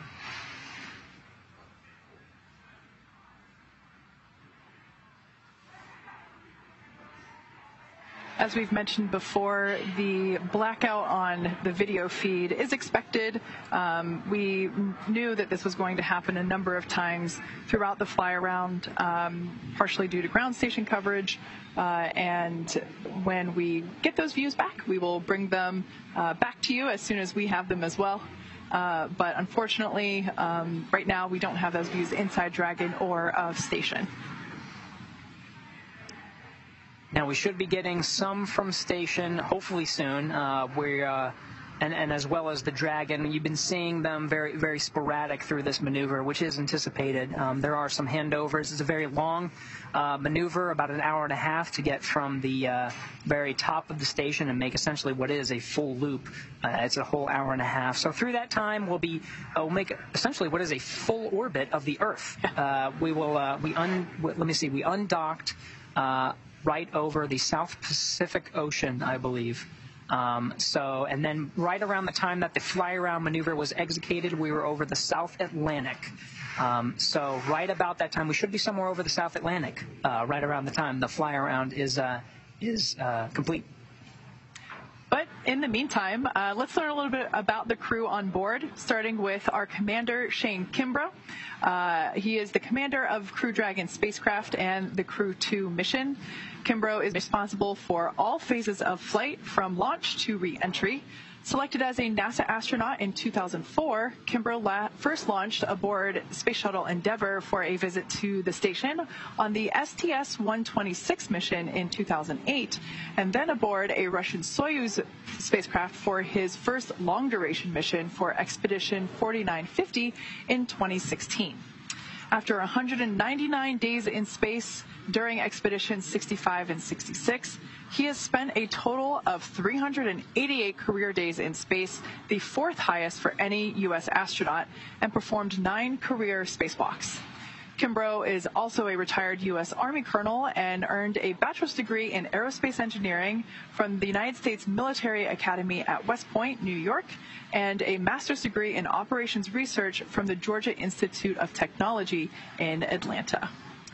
Megan McArthur is the pilot of Crew Dragon spacecraft, and she's the second in command for the mission. McArthur is responsible for spacecraft systems and performance. Expedition 65 and 66 was her very first trip to the International Space Station. She was selected as an astronaut in 2000, and McArthur launched on the Space Shuttle Atlantis as a mission specialist on STS-125, which was the final Hubble Space Telescope surfacing mission in 2009. McArthur operated the shuttle's robotic arm over the course of the 12 days, 21 hours that she spent in space on shuttle, capturing the telescope and moving the crew members during the 5 spacewalks needed to repair and upgrade the telescope. She holds a bachelor's degree in aerospace engineering from the University of California, Los Angeles, and a doctorate in oceanography from the University of California, San Diego. She now has a career of 212 days in space. Akihiko Hoshide is a mission specialist for Crew2. As a mission specialist, he works closely with the commander and pilot to monitor the spacecraft during dynamic launch and re-entry phases of flight. Hoshide joined the National Space Development Agency of Japan, NASDA, which is currently JAXA, in 1992 and was selected as an astronaut candidate in February 1999. Hoshide is a veteran of 2 spaceflights in addition to Expedition 65-66. In June 2008, he flew to the International Space Station on the STS-124 mission to deliver the Japanese experiment module Kimbrough to the station. From July to November 2012, he stayed on the space station for 124 days as a flight engineer for the Expedition 32-33 mission. The Crew Dragon will be the 3rd spacecraft that he has flown to the orbiting laboratory. He commanded the station for Expedition 65 and performed 1 spacewalk, bringing his career total to 4. He spent a total of 340 days in space on his 3 flights, 8 days short of Koichi Wakata's record-setting mark of 348 days in space by a Japanese astronaut. Thomas Pesquet is also a mission specialist for Crew 2, working with the commander and pilot to monitor the spacecraft during the dynamic launch and re-entry phases of flight. He was selected as an astronaut candidate by ESA in May of 2009 and worked as a Eurocom communicating with astronauts during space flights from the Mission Control Center. He previously flew as part of Expeditions 50 and 51, launching aboard a Russian Soyuz spacecraft in October 2016, and he spent 196 days in space, returning to Earth in June of 2017. His mission also included 2 spacewalks to maintain the station, one to replace batteries on an electrical channel, and one to detect a cooling leak and service the robotic arm. He performed an additional 4 spacewalks for Expeditions 65 and 66 to outfit the station with new solar arrays, bringing his career total spacewalk to 6. He commanded the station for part of Expedition 66 and has a career total of 395 days in space, the most amount of time in space by any European Space Agency astronaut. So if you've just joined, sorry, go ahead. So we are now still in a fly-around position. We just passed the first quadrant of 4, detailing and surveying the first, quarter of the maneuver, which is the space-facing side to the aftmost portion. That covers a lot of the very top as well as the Russian segment. We are now essentially underneath the space station, and now with the external views of the space station cameras themselves, getting views of the Crew Dragon as we are still in an orbital nighttime, seeing the navigation lights as well as the little tiny hole in the middle where Thomas Pesquet is with a digital camera surveying the International Space Station, and we should be seeing sunrise soon, so hopefully we'll be getting some more illuminated views of Dragon as it continues this maneuver. Yeah, so that small light that we saw is actually a small window located on the forward hatch. And like Gary said, that is the window that Thomas is utilizing in order to take the photographs for this survey of the station. Dragon SpaceX, we see the onboard alert for Dragon Eye. No crew response at this time. We are still in the cruise state.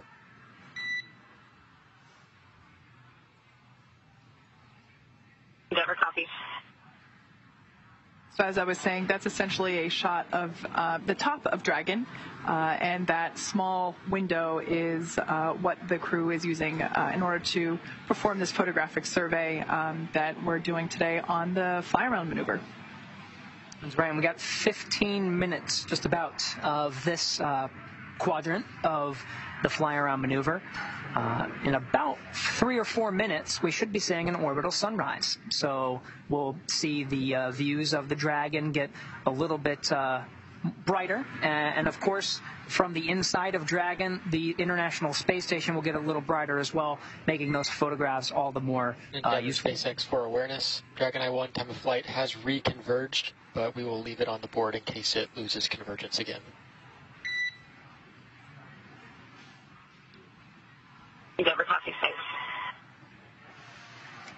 They're just watching that Dragon Eye. It's the forwardmost camera. So right from that little hatch window is where Thomas Pesquet is taking the digital photographs, but also on that same side is guidance navigation equipment called the Dragon Eye, which provides detailed survey or a detailed look and navigation guidance of the International Space Station, and really helps with this maneuver, relying on essentially watching the space station, making sure that it is in the predicted orientation, the predicted state as it makes its way through this fly-around maneuver.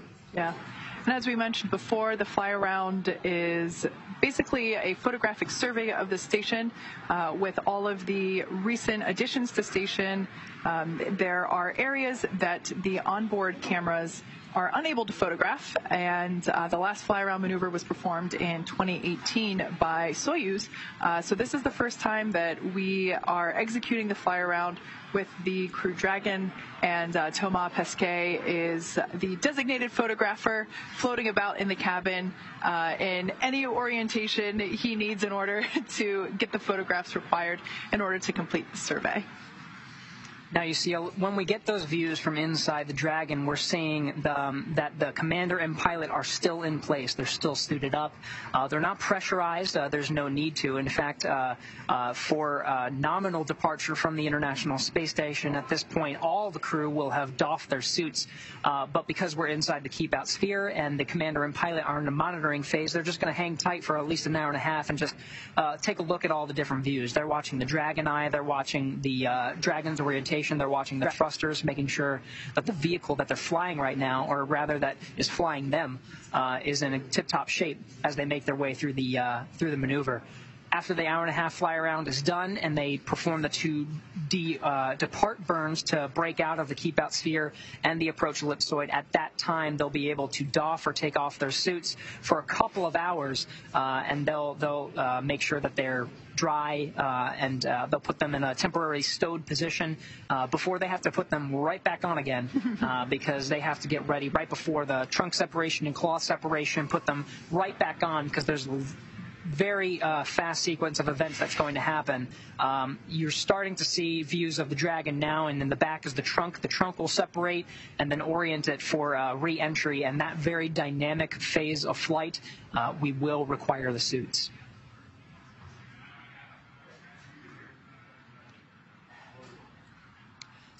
Sunrise in orbit. We are seeing the Dragon capsule being illuminated by the first glimpses of sunlight. And we should be able to see, when we do get those views from Dragon looking down at the International Space Station, the station itself being illuminated by that light. This is a great view of the forward hatch. Of course, the nose cone is configured into the open position, as we can see, but we can also see the 4 Draco thrusters located there on the forward hatch. These are what are utilized in order to move Dragon away from station.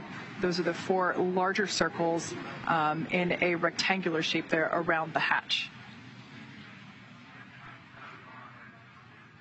Those forward bulkhead Dracos will perform some of the more important deorbit maneuvers, or departing and deorbit maneuvers, namely the deorbit burn, which is a 16.5-minute burn. Very, very essential that those forward bulkhead Dracos execute that maneuver. It commits them to re-entering the Earth's atmosphere, aiming for what is the prime location now of Pensacola, Florida. Very shortly after that 16.5-minute burn, it will only take a couple of minutes for the nose cone, which you're seeing opened up here from this view at the very top portion of your screen. That will only take a couple of minutes to close and protect some of those critical components, including the docking mechanism, the forward bulkhead Dracos, some of the guidance and navigation equipment. But for the most part, during this flight, the nose cone will remain open. And of course, this camera that we have here keeps having to readjust because Crew Dragon is currently performing one big loop of the station. And of course, the camera has to readjust in order to keep Dragon in its views. Just coasting away.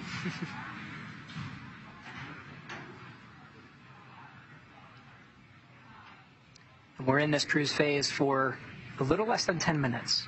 Until we execute the 3rd of 4 fly-around burns. This will take us from the nadir, or the very bottom portion of the International Space Station, in between the station and the Earth. Another 50-second burn to bring it to the very forward end.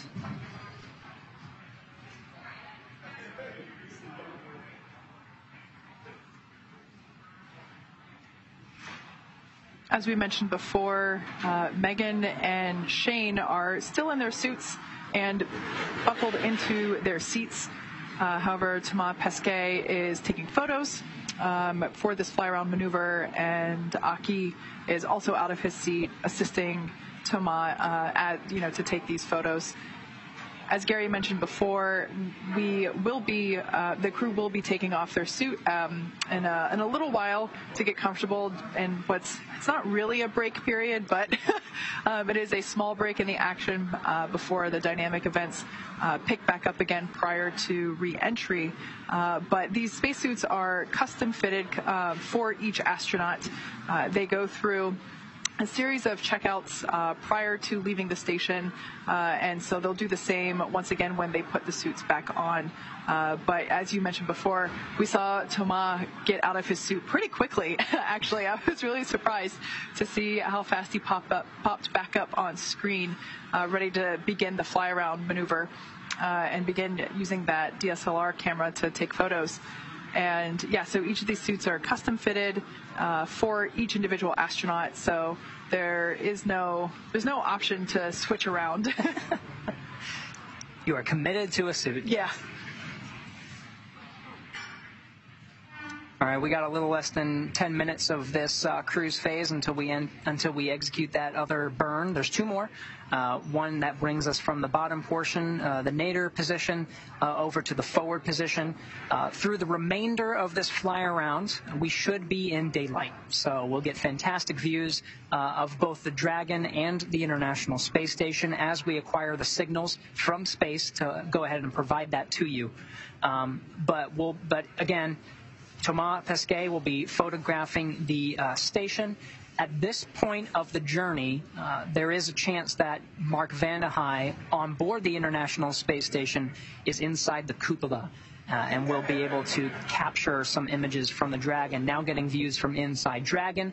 The cabin lights are still off to reduce the glare from the window which Thomas Pesquet is at, to allow him to take some photos of the International Space Station.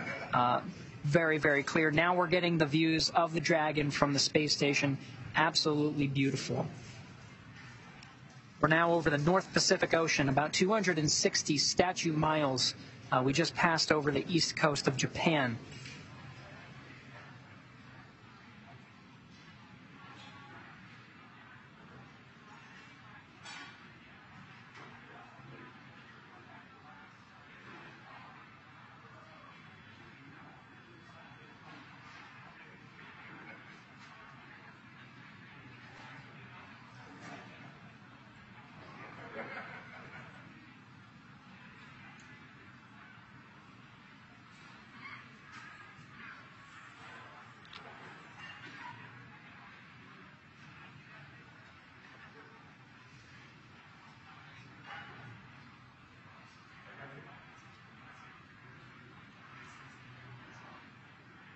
In this view here, we have a great shot of the forward hatch with that nose cone open, as we've said before.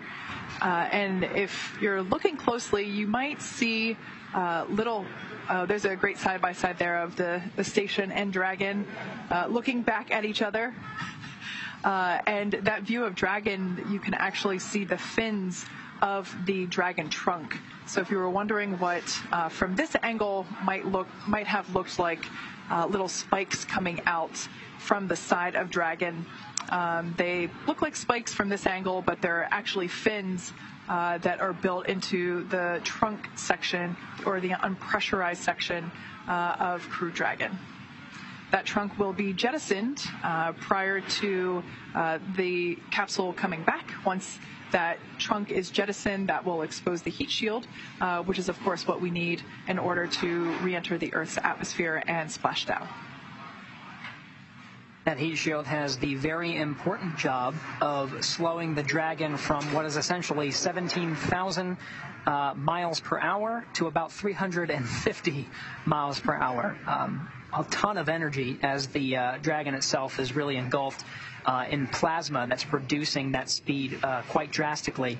Once it gets down to 350 miles per hour, it's really up to the parachutes in the atmosphere itself to slow Dragon down through a series of drogue and main parachutes down to a mere 15, 16 miles per hour before it splashes down off the Gulf of Mexico. Yeah, while the temperatures near the heat shield can get close to 3,500 degrees Fahrenheit. The inside of the cabin stays a pretty comfortable temperature. The crews that we have brought back home have indicated that it's actually a pretty comfortable ride in Crew Dragon during that descent phase.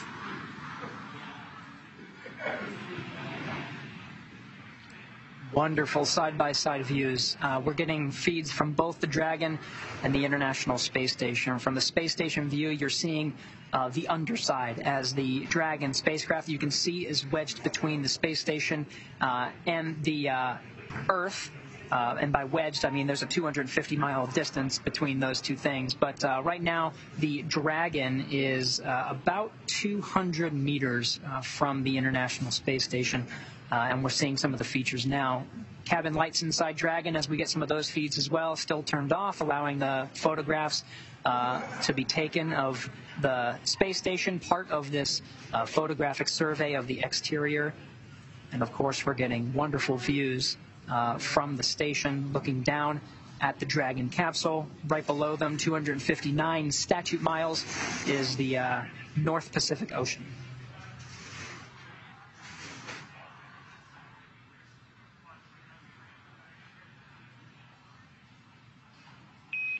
Endeavour SpaceX on the Big Loop. Nadir waypoint has been reached.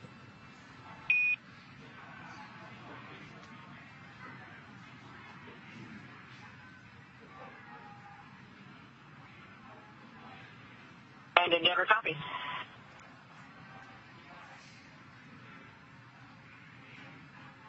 And we're now directly beneath the International Space Station, the Nadir waypoint. We are now executing a 50-second burn to maneuver from the Nadir point, or the Earth-facing side of the space station, over to the forward end. And that burn is in progress.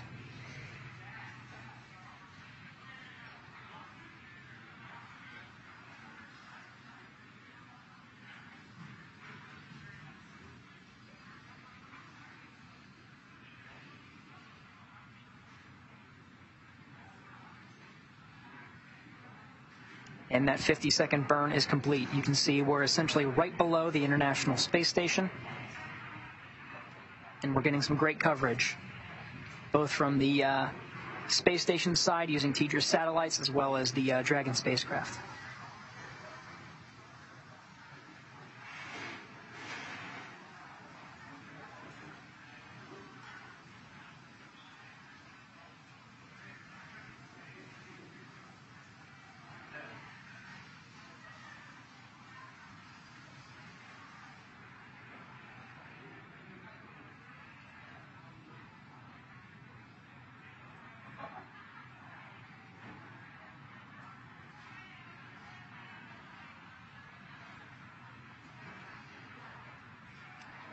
Right below the Dragon spacecraft, you were seeing some of the coastline of the Marshall Islands in the Pacific Ocean.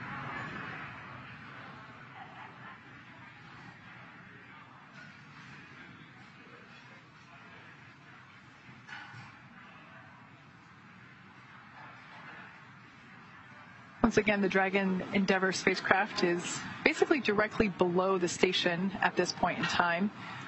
We are executing a fly-around maneuver, which is essentially one big loop around the space station. And the reason for doing this is we're doing a photographic survey of the station, thanks to the several new installations on station over the last few years. The last fly-around maneuver was performed in 2018, and unfortunately, just because of positioning of some of those onboard cameras on station, they can't quite see everything. So this photographic survey will help fill in some of those blanks of the exterior of the station. So we're about halfway through the maneuver. Once again, we are directly below the station. And Thomas Pesquet, the designated photographer on board today, is taking photos actually right through that small white hole there in the center of the hatch. So what we saw there is the forward hatch, and that small white light is a little window there in the forward hatch, and Thomas Pesquet is taking photos out of that hatch of the station to complete this photographic survey. On board the International Space Station, Mark Vande Hei, the sole NASA astronaut on board the orbiting laboratory, has been relieved of the duties to monitor the undocking and retreat of the SpaceX Dragon and the Endeavour crew inside, but now is in a position inside the cupola. He mentioned he was going to go over with a digital camera from his side and take some wonderful photographs of the crew during their fly-around maneuver. The cupola faces towards the Earth and provides some fantastic views of the planet as they orbit the Earth every 90 minutes. It's also used for some operational reasons, like capturing spacecraft. From inside the cupola, they're able to control the station's robotic arm and get a good view of some of the spacecraft that they're capturing. As Gary mentioned before, the remainder of the fly-around maneuver should be in orbital daylight. And while it was pretty cool to have the nighttime photos because we could actually see the pulses from the Draco thrusters as that was occurring, got to say these daylight views are pretty breathtaking. And we'll see them for the remainder of the fly-around.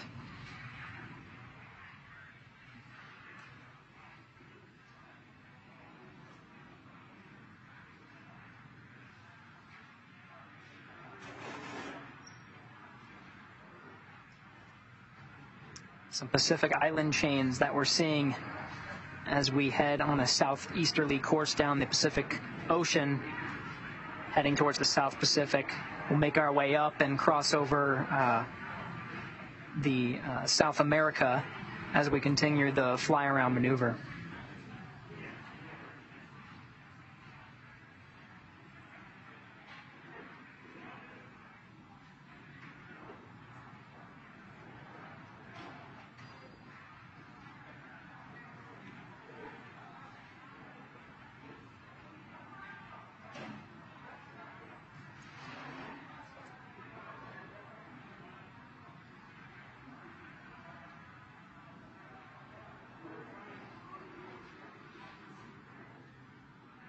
If you've just recently joined us, the Crew2 crew is on board Crew Dragon Endeavour, which we just had a view of moments ago.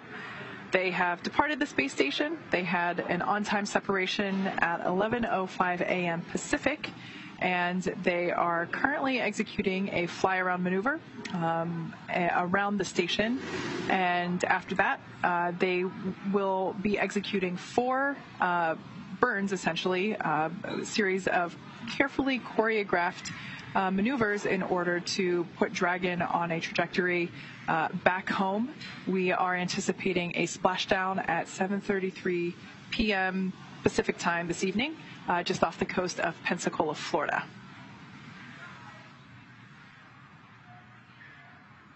We're getting high-definition views from the International Space Station. These cameras on a camera assembly, which includes high-definition and standard-definition views, as well as the ability to manually control each of the individual cameras that are positioned on the station's truss. There is a single position inside Mission Control Houston now, the Cronus position, a person who is literally on the ground in Houston, manually controlling each of these views. The Cronus has full autonomy to position the cameras wherever is needed to get views of the action. In this case is the fly-around of Crew2 and Dragon Endeavour around the International Space Station. Earlier you were seeing that same console position adjust the exposure or the aperture of some of the cameras, which allows the some of the plumes coming from the Draco thrusters to be seen as the image is overexposed. But in this scenario with the daylight, we can very clearly see the Dragon making its way to the forward end of the station. And we're seeing some features of the space station itself. Right now you're seeing on the very bottom left of your screen the gem. This is the Cronus. This is the individual, the Cronus. He's actually sitting there controlling the cameras on the International Space Station. Not a bad job to have. As he's using some of the truss cameras, they're high definition, to check out some of these views. This is the Japanese module. You can see on the very right the flag of Japan clearly marked on that module. Right above that, towards the space-facing side, is the logistics module, essentially the storage area. And then the Japanese module has its own airlock to put out experiments. It's too small to fit humans. We have bigger airlocks for that. But this airlock is small enough to fit some of the payloads or experiments, many of which you see on this external platform, each with their own grappling fixture to allow the robotic arm to maneuver it wherever it needs to go. One of the experiments on that external platform is called the OCO3, or the Orbital Carbon Observatory 3. As the space station covers about 85% of the inhabited Earth, that one of the experiments is looking down at the Earth, monitoring carbon all across the planet. We're seeing that external facility as well as the Dragon come into the forward end of the International Space Station, hovering about 200 meters away. Fantastic views all around.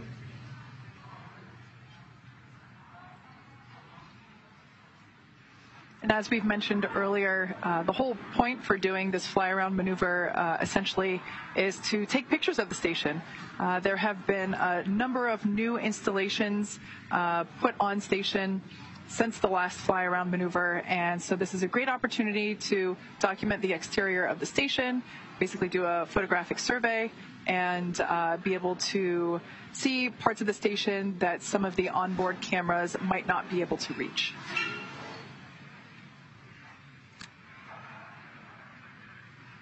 If you look closely, you can still see Dragon. They're just kind of off to the right hand, slightly right of center. Yeah, you got to squint. Yeah.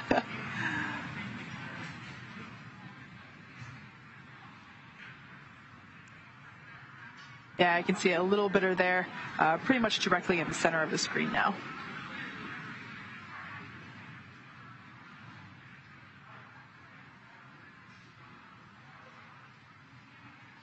Gary, a lot of what you just mentioned about all the different modules and components of the space station really highlight the first and possibly the most important thing about the space station is that it is international. It is the International Space Station, and all of these experiments and modules are a really great representation of teamwork. Also represented by our crew members on board today.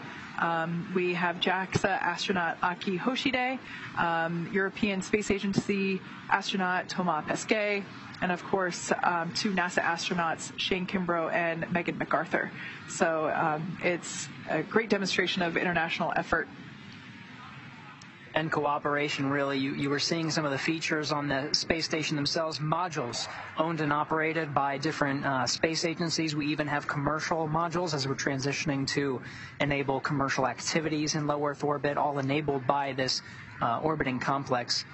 Now getting some fantastic brand new views from the Dragon crew, taking photos of the outside all along the way, being able to capture for history this moment in time, 2021, as we have new modules that have been added since the last photographic survey, which happened in 2018 aboard a Russian Soyuz. We added some commercial modules, some international and commercial partnerships, namely the commercial module being the Nanoracks Bishop airlock, and then that international commercial partnership being the Bartolomeo platform, an external platform on the Columbus side, which we haven't seen. We've seen the external platform on the Japanese side, but from this view, now that the Dragon is approaching the very forward end of the International Space Station, which it should be getting to here momentarily, about 10 minutes. This is approximately the position where the Dragon is now, a little more than halfway to the very forward position, but right about that position, they should be getting some very good views of some of those new modules, including and platforms, including Bartolomeo. And this will be the first time that we've had views like this of Bartolomeo as part of an external survey, part of the ever-evolving International Space Station. So they're a great shot looking top-down from the station at Dragon. As the what appears to us as the bottom part of Crew Dragon comes into view, you can actually see the side hatch door, which is where the crew entered into the capsule 199 days ago when they launched from Pad 39A at Kennedy Space Center. That hatch has been closed since, and it will reopen tonight once after they splash down off the coast of Florida. And that will, once that side hatch opens, that will basically be their first breath of fresh air since launching almost 200 days ago.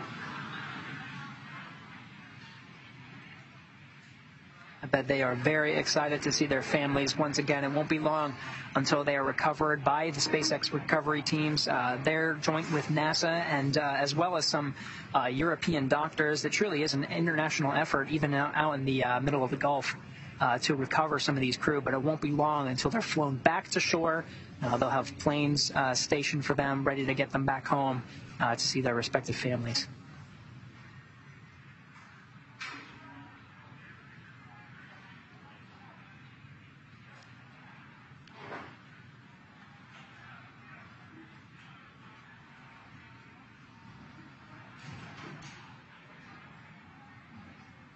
That is an incredible shot there of the earthly horizon with Crew Dragon rising above. Bonus points to Cronus. Somebody at Houston, please give him a gold star.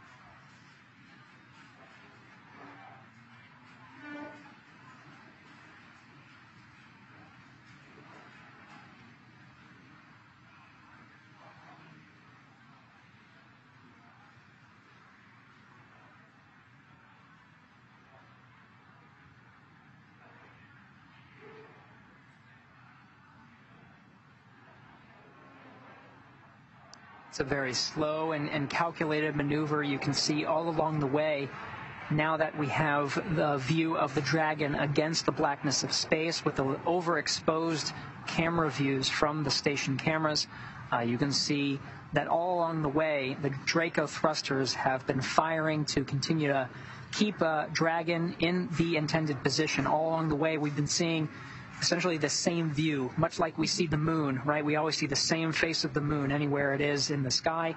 We are seeing the same face of the forward end of the Dragon, as it is critical that we have that same hatch with the windows facing this way to allow Thomas Pesquet to continue his photographic survey.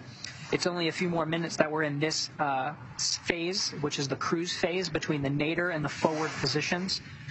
Once we meet that forward position on the V bar, the velocity bar, essentially directly in front of the International Space Station, Dragon will automatically execute a 50-second burn, the final fly-around burn, the fourth of four, to move it from the forward end back to the zenith end, effectively doing a full loop around the International Space Station.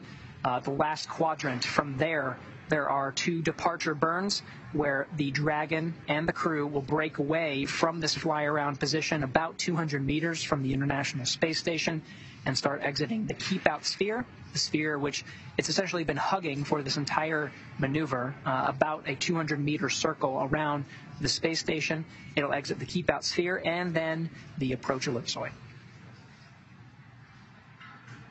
There we have a graphic as we're getting dual views of both the Dragon capsule as well as the maneuver itself. You can see we are in the third cruise phase of 4. Very shortly we'll be executing that fourth burn maneuver. You can see at the far left of the graphic, that's the fourth maneuver. It's directly in front of the International Space Station. It's at that position where that fourth burn maneuver is executed. That is where the Crew 3 Dragon and the Endurance crew will be heading in just a couple of days to the forward end to meet up with the docking axis of the forward port of the space station and move into dock for their 6-month stay. After that 50-second burn, that is the last cruise phase. They'll meet up with the same point where they started, which is essentially on the R bar, or it's a vertical line right through the middle of the space station, where the Dragon will automatically execute the depart burns, which you can see on the graphic there, depart burn 0 and depart burn 1 to get it outside the approach ellipsoid. It's a 2 kilometer by 2 kilometer by 4 kilometer oval shape that's around the space station. And once it exits there, we'll stop joint operations between the station and Dragon mission control teams. And from there on, it's really Mission Control Hawthorne that's taking the Crew 2 Endeavour astronauts home back to planet Earth.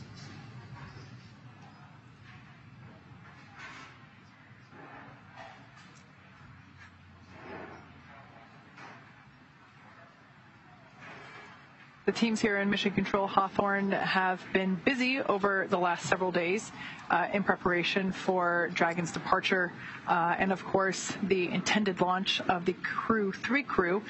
So it's been pretty busy here trying to juggle the opportunities to both return crew and launch crew. Of course, if you've been following along, weather has up until this point not been playing very nice with us. But fortunately, we do have an opportunity. Obviously, as we have undocked, we do have an opportunity to splash down today, return the Crew 2 crew home, and we're expecting that splashdown to occur at 7:33 p.m. Pacific time. And while it is preferred that we launch the next crew prior to bringing the previous crew home, just because of those weather conditions and limited opportunities for splashdown going forward later in the week, the teams jointly decided, both SpaceX and NASA worked together to determine that the best course of action for both crews was to bring Crew 2 folks home prior to letting the Crew 3 launch proceed. That's right, Kate. And as you mentioned, the reason that we're seeing Crew 2 Endeavour in this position right now is we've done several weather briefings throughout the week. We did one immediately before docking.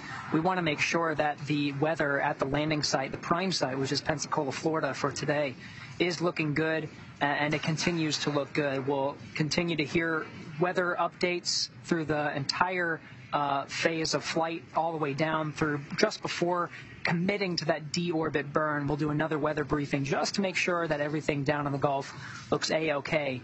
And part of the reason that we're seeing this today is because it really does look like the best opportunity for the crews. Again, all along the eastern seaboard and the ascent corridor for Crew 3 not looking as great, but the Gulf looks pretty good. So we transition to an indirect handover to allow Crew 2 to splash down first because the weather is looking so good.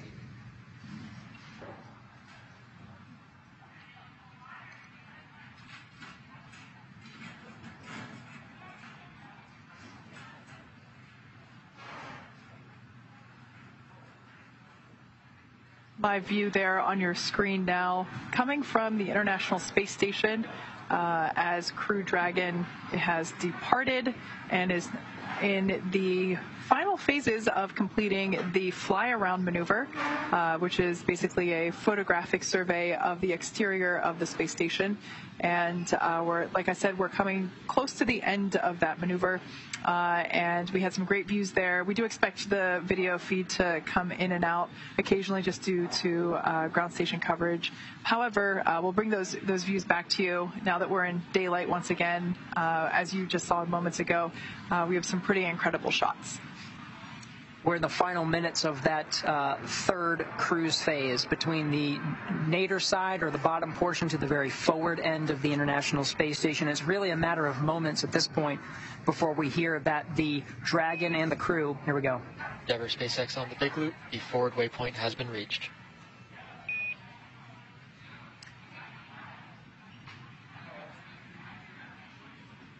Endeavour copies forward waypoint.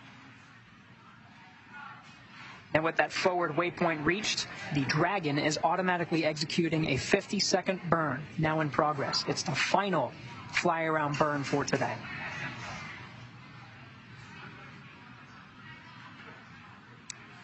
It should be a matter of moments until it's complete, and there it is. Looks like the fly-around burn, the 50-second burn, is complete, so that's it.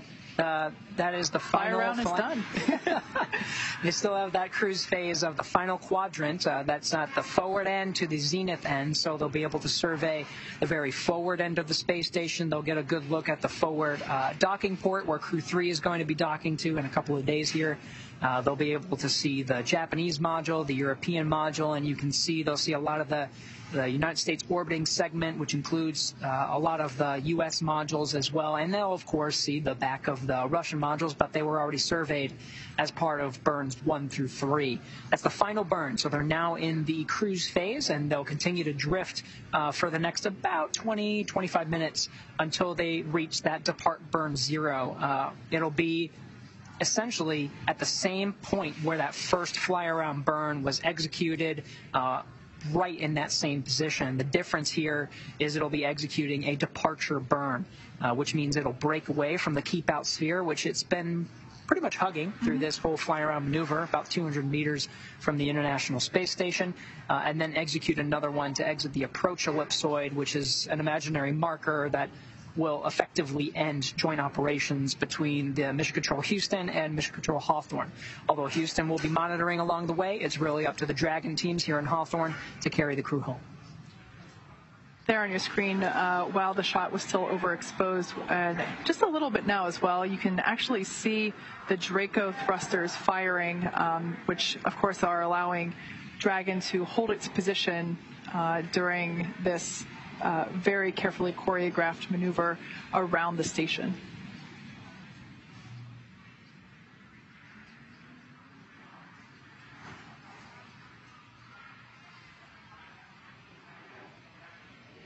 Again, it's about 20 to 25 minutes that the Dragon will be in this drifting phase. And like Kate said, we'll see the Draco engines firing along the way just to keep it in that same orientation, making sure that forward end, the open hatch that you can see there, that's where the Dragon was docked to the station for 197 days. And it's also at the very center of which you can see sort of a light at the very center of that docking port or the hatch. That's where Thomas Pesquet is taking some of those photos. He's got about 20 to 25 minutes left of this before the Dragon automatically executes a departure burn 0. The entire way should be in daylight, so we should be seeing great views as long as we have coverage, right? We need the geosynchronous satellites, the TDRS satellites, to provide some of those high bandwidth views, to provide these high definition camera views from the station looking at Dragon. We may even see some of the similar views from Dragon looking at station. But it's about 20-25 minutes until we get to that point. Dragon will automatically execute depart burn 0 and 1, and all crew members, including Shane Kimbrough and Megan McArthur, who I believe are still in their SpaceX launch and entry suits in the commander and pilot seat monitoring this entire maneuver, they'll be able to take a short break, doff their suits for just a little bit, just a couple of hours, until they have to put them back on again, getting ready for the final phase of flight, which is the dynamic part of the flight. It is the deorbit burn and the entry into Earth's atmosphere, slowing down Dragon from 17,000 miles per hour to a mere 350 miles an hour.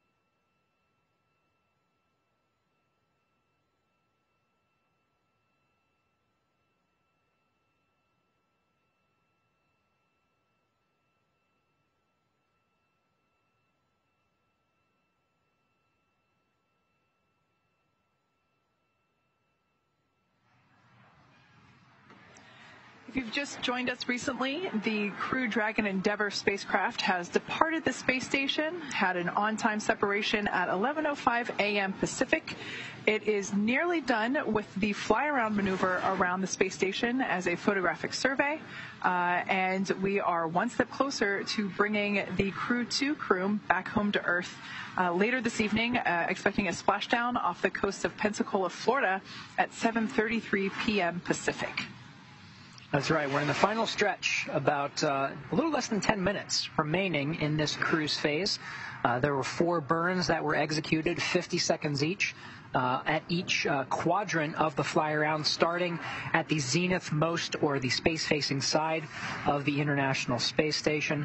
The zenith port on the Harmony module has been the home of Crew Dragon Endeavour for the International Space Station, attached for the past 197 days. It backed away, making its way from the docking position out to waypoint 1, about 220 meters away from the International Space Station, into a hold position, and it was really a matter of seconds that the pilot, Megan McArthur, on board the Crew Dragon Endeavour, executed the first fly-around burn, initiated Dragon to automatically enter into its fly-around sequence. Again, 50-second burns each at each quadrant around the International Space Station, starting at the very top and working its way towards the back of the station and making its way around. We're now in the final 10 minutes in the cruise phase at the forward-most port, making its way back to the very top, essentially the starting position where we were just an hour and a half ago.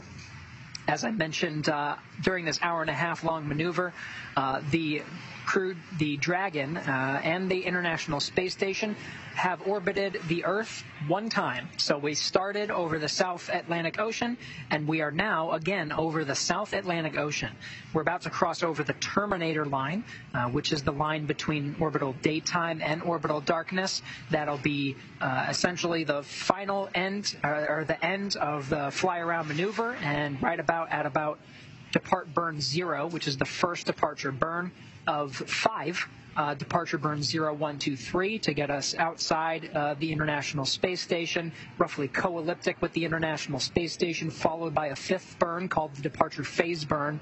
That'll take us outside of the same plane of the station and line up with the landing location that is Pensacola, Florida. All the meanwhile, ESA astronaut Thomas Pesquet has been taking photographs basically out of that small white light that you see there at the top of Dragon. Well, it is the top, but to us it looks like it's the middle. That is essentially the middle of the forward hatch. It's a small window, and Thomas Pesquet has been basically positioned right there near the hatch with a camera and taking photographs through the hatch, that hatch window of the station throughout the duration of this fly-around maneuver. NASA astronauts Commander Shane Kimbrough and pilot Megan McArthur have remained in their suits and in their seats throughout this time to monitor progress and position. And Thomas and Aki had the opportunity to actually hop out of their seats. Thomas took off his suit to allow better mobility and has been doing this photo documentation of the exterior of the space station for, as you said, Gary, the last hour and a half or so. So we're in the final stretch here, just a few more minutes until we get to the very top, or the R-bar. Is essentially an invisible vertical line that goes right through the middle of the space station. That is where Dragon will automatically execute the first of 5 departure burns. You see departure burn 0 there at the very top, right in line with where that first fly-around burn was executed. That was a 50-second burn.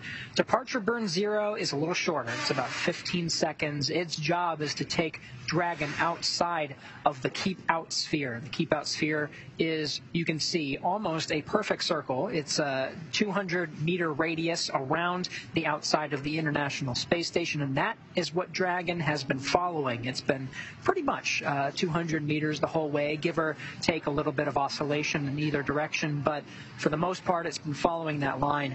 Now we're just minutes away from executing that departure burn 0. That'll be an automatic maneuver to get our crew members home. And Kate, as you said, the commander and pilot have been suited up, monitoring this entire procedure really just not having the time to get out. But after this, after the departure burns, actually departure burn 1, I believe, once they're outside the approach ellipsoid, they'll have a chance to doff or take off their spacesuits for just a little bit before they have to put them back on again. It'll be about that time where they'll have the ability to have a crew meal, get some food in them. Endeavour SpaceX on the big loop. The forward waypoint has been reached. Departure burn 0 is in progress. Endeavour copies. We see depart 0 burn.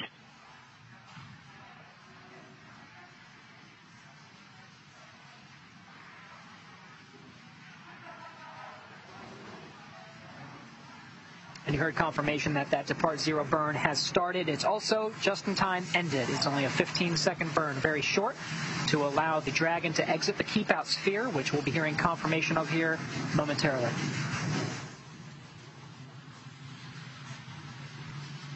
As I've mentioned before, Hawthorne here is an active production facility, so we've got Endeavour SpaceX departure burn 0 was nominal. Copy, nominal burn. All right, good call out there indicating that the first of the 5 burns that we're going to execute today was nominal. Again, that was a 15-second burn known as departure burn 0. Again, that is the first of 5. It's about 5 minutes from the next departure burn 1, the second in a series of 5 that brings the Crew Dragon Endeavour back home to Earth right before that deorbit burn. It's a very critical burn that'll be that final 16.5-minute burn of the forward Dracos that'll slow Dragon down enough so that it enters the Earth's atmosphere. The Earth's atmosphere doing most of the legwork to slow Dragon down to a reasonable speed. Right now, traveling at about 6... Suit docking procedure and audio config complete. SpaceX copies on Dragon to ground. Suit doffing and audio configuration procedure is complete.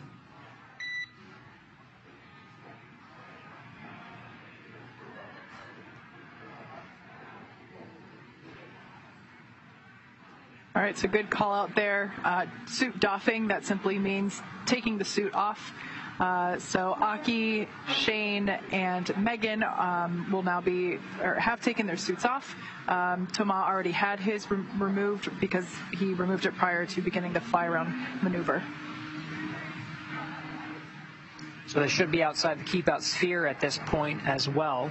They're just minutes away from the second departure burn.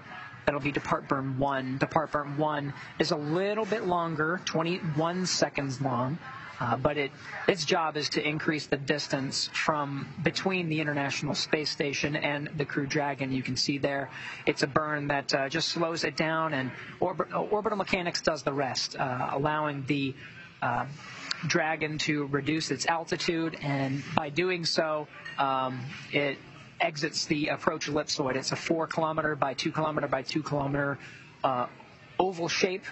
Once it exits from there, the crew will be outside of joint operations. So the Houston teams and Hawthorne teams will now be, they don't need to do the joint operations anymore. Once we were inside the vicinity of the International Space Station, which was really that entire fly-around maneuver, each of the teams was carefully monitoring that procedure. But once you're outside the approach ellipsoid, it's really up to the Dragon teams here in Hawthorne that you're seeing on your screen. These teams will be the one to carry the crew home for the next few hours until we splash down 7:33 p.m. Pacific time, 10:33 p.m. Eastern Standard Time over in the Gulf of Mexico.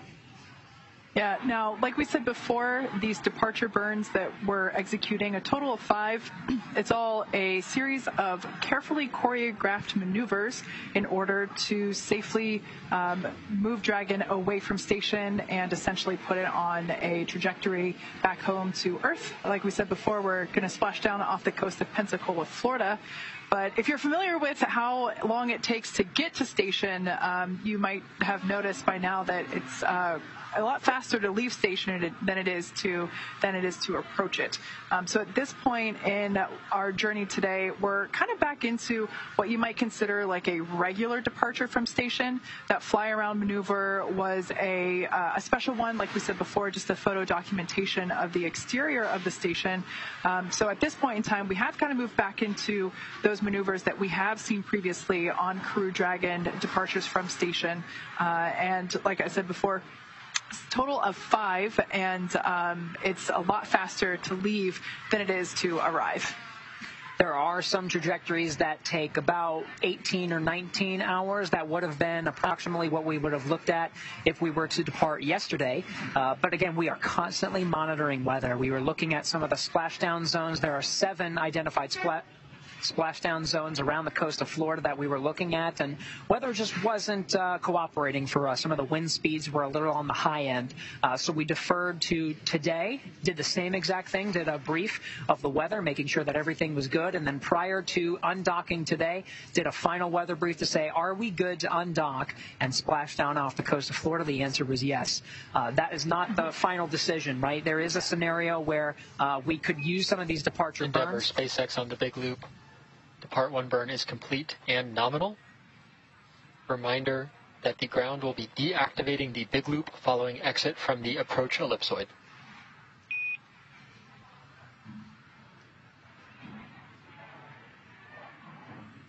Endeavour copies all. There you go. A good depart burn 1. That is a critical burn, and you can see a lot's happening after that burn. Now that that burn has been executed, it really increases the distance between the Crew Dragon and the space station, a 21-second burn. You heard that the crew themselves have already doffed their suits, so they don't need it anymore for this phase of flight.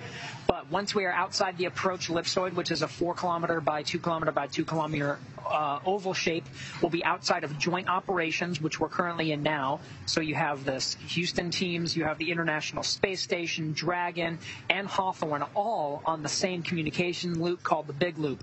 Once we're outside that approach ellipsoid, which we should be very shortly now that we've executed Depart Burn 1, we'll take down that loop and we'll just be hearing Dragon grounds from here on out. Yeah. So as Gary said, we're now waiting for Dragon to exit that approach ellipsoid, or AE, as you might hear it referred to as. And like we said, that's another imaginary shape. This time a 3-dimensional ellipsoid measuring 4 kilometers by 2 kilometers by 2 kilometers. And it's in the same family as the keep-out sphere. But one of the key differences with the approach ellipsoid is that vehicles outside of it have to be on what we call a 24-hour safe free drift trajectory. So that basically means that the spacecraft would not cross into the approach ellipsoid for for at least 24 hours. And again, even if it lost all maneuvering, even if it lost all that maneuvering. So listen in for that call out once we hear confirmation that Dragon is outside of the approach ellipsoid, which we're expecting any moment.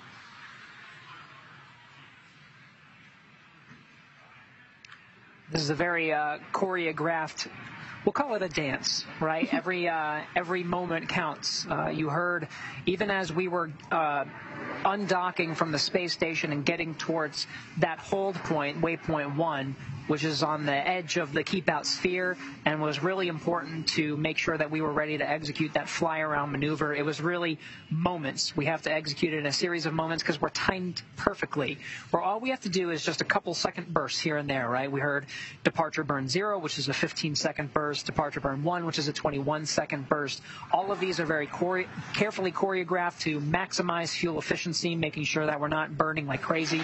But as Kate, as you said, in the scenario now that we've done this Depart Burn 1, in the scenario, if we were to, for whatever reason, lose all control of those Draco thrusters, we know that the trajectory, now that that burn is complete, would take the Dragon outside of the approach ellipsoid, and we can pause there for at least 24 hours. Like, that was the safe trajectory, was 24 hours. We can pause there for a while to assess the problem, figure out how to recover Draco's thrusters, and then, of course, we could stay there for a couple of days. The crew on Dragon has mules for at least 3 days to find different landing opportunities, assess weather, all part of the backup plans that are necessary for taking a crew home from the International Space Station. Yeah, and like we mentioned before, we are expecting to bring the crew home today. We're anticipating a splashdown of 7:33 p.m. Pacific time, and they'll be splashing down off the coast of Pensacola, Florida. So as we've said a couple of times, weather has been the primary watch item, forcing us to wave off an attempt yesterday. Like Gary mentioned earlier, that would have been an 18-hour journey home. Today, it's really only about 8 hours. So I imagine that the crew themselves are excited that they have more time on station with their pals on station, and now they have a shorter journey to head home and splash down in the Gulf Coast. Now, you say shorter, Kate, but it is a number of hours, and we're going to be here with you the entire time until they splash down at 7:30 p.m. Pacific time, which is a little bit more than 6 hours from now. So that's a lot, and we'll be here with you the entire way. So during that journey, we'll be giving you periodic updates of the crew. Now that the Flyaround maneuver has been completed, that was pretty dynamic. We were getting some pretty fantastic views. But now things are going to be a little bit more spaced out. Again, conserving those departure burns, making sure that we're maximizing the fuel efficiency and staying right on target. So in the meantime, over the next 6 hours or so, we'll answer as many questions as we can from you. We want to make this an interactive program. So if you want to ask a question to us, use the hashtag AskNASA, and we'll do our very best to answer as many of them as we can in between some of these very important phases of flight. Of course, the next one coming up is the exit of the approach ellipsoid. So while we wait for a confirmation of that exit, let's go ahead and take a couple of questions. The first one that I see is coming from Netta, who's asking the very existential question of what is space weather? What is weather? Space weather, funny enough, you think about weather, you think rain, you think thunder, you think wind, a lot of the things that we see on the ground. There is such a thing as space weather. It's not quite as or what you would think of as weather here on Earth, but the main thing you have to look out for space weather is cosmic rays. Cosmic particles are coming from the sun at all times, and there are, of course, solar events that can happen. In fact, we had one just, I think it was last week or maybe the week before, where there was a solar particle event. We're monitoring that, looking at all the systems and how that can affect satellites or, the International Space Station. Another one is galactic cosmic rays. These are general radiation events that are happening all across the galaxy, and of course we are looking at those as well. So weather, just like on Earth, in space can be a little bit unpredictable, so we just have to react in time. And so space weather is one of those things that we are constantly looking at. These are fantastic questions, and we're going to try to continue to answer them here as part of our continuous coverage until we have splashdown. So keep using that hashtag AskNASA. We'll do the very best that we can for you. We have one more. Let's see. Hashtag AskNASA. This one says NASA SpaceX Crew2 returns home. Hatch closure of the Crew Dragon spacecraft on YouTube. What kind of solar power does the International Space Station have to sustain a crew like that? Very good question. Lots of solar power. It's a very good observation. The International Space Station is completely solar powered. There are 8 sets of gigantic solar arrays that are providing more than 200 kilowatts of power to really power the entire International Space Station.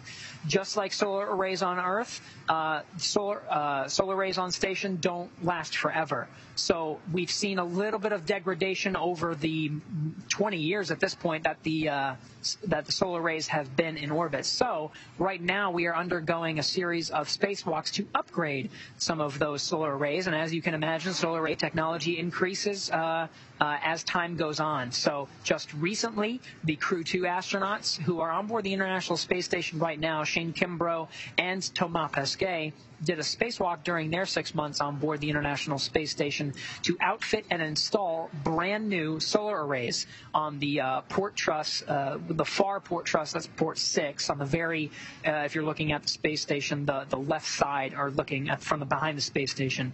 There's 2 new solar arrays out there. They're called ISS rollout solar arrays, and they'll continue to provide power for some of the critical items on board the International Space Station. We'll continue those power upgrades for the next couple of years to make sure that station continues to operate as we enter this 3rd decade of utilization, science, and even more exciting commercialization. We're seeing a lot of unique activities on board the International Space Station. Very good question. One more question coming to us from Oliver. How long will it take for this Dragon unit to be reusable? That is a great question. As you noted, reusability is super important. Actually, this Dragon capsule was previously used on the Demo 2 mission, for which flew, of course, Bob Behnken and Doug Hurley on basically the initial crew flight for Crew Dragon. And so this capsule was actually reused. I believe it was in August of 2020 that mission splashed down. And then this mission launched just a couple months ago. So kind of get a feel for how long it took to reuse this capsule. However, this was the first time that we did go through the reuse process on a Crew Dragon capsule. Took a lot of our learnings from the cargo program and the reusability there.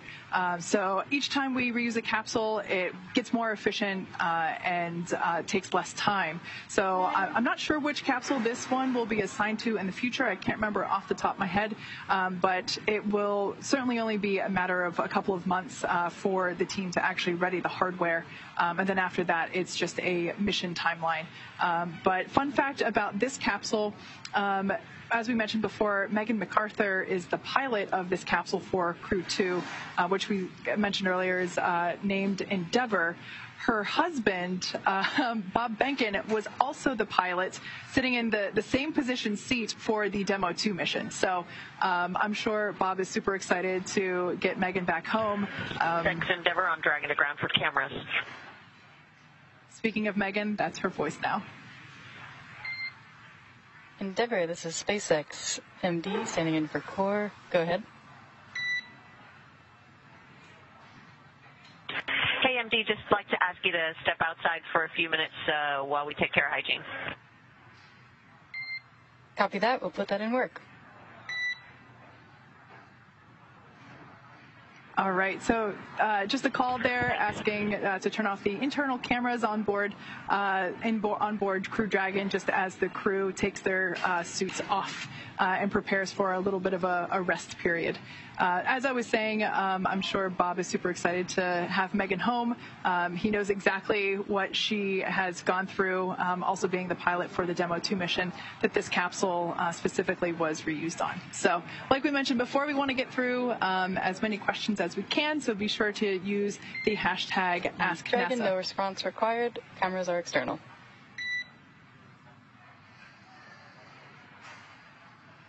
All right.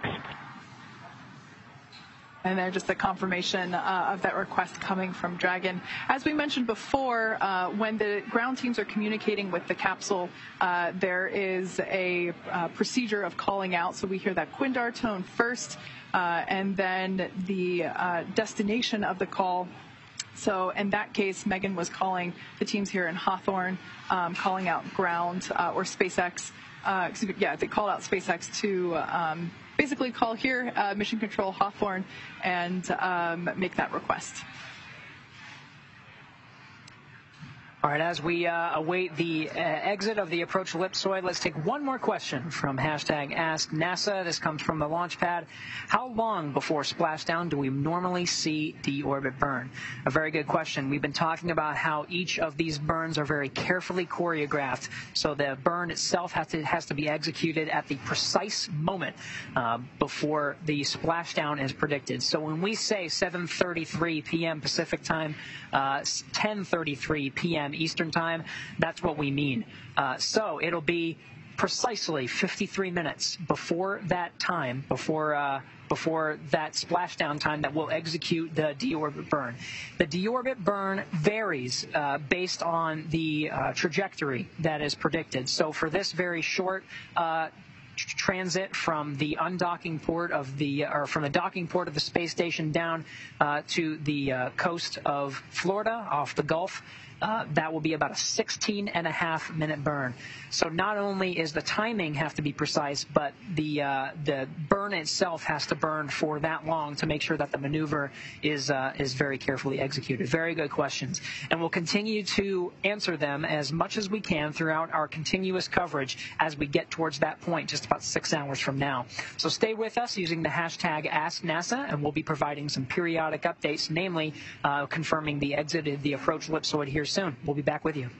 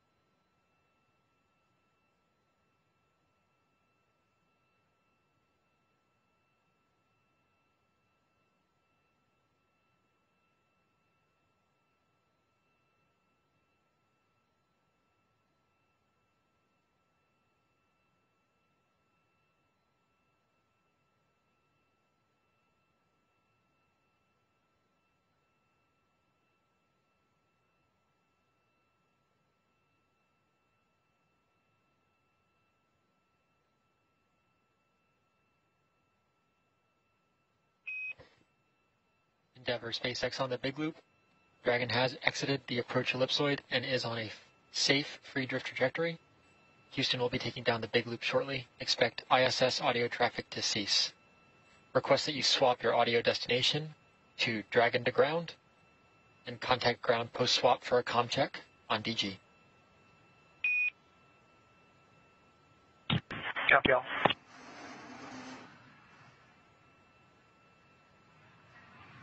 And with that, the Dragon and the crew have exited the approach ellipsoid. So now that they've exited the approach ellipsoid, or the AE, which is another imaginary shape, this time a three-dimensional ellipsoid measuring 4 kilometers by 2 kilometers by 2 kilometers. SpaceX Endeavour, comm check on Dragon to ground. SpaceX has you loud and clear, Endeavour. We have you loud and clear as well. Thank you. That was Commander Shane Kimbrough inside the Dragon, confirming that communication check. Now that they have exited the approach ellipsoid, they are no longer on the big loop, which is a joint communication loop between the Hawthorne teams and the teams in Houston, as well as the astronauts on board the International Space Station. So now, with that comm check, they are ready to go.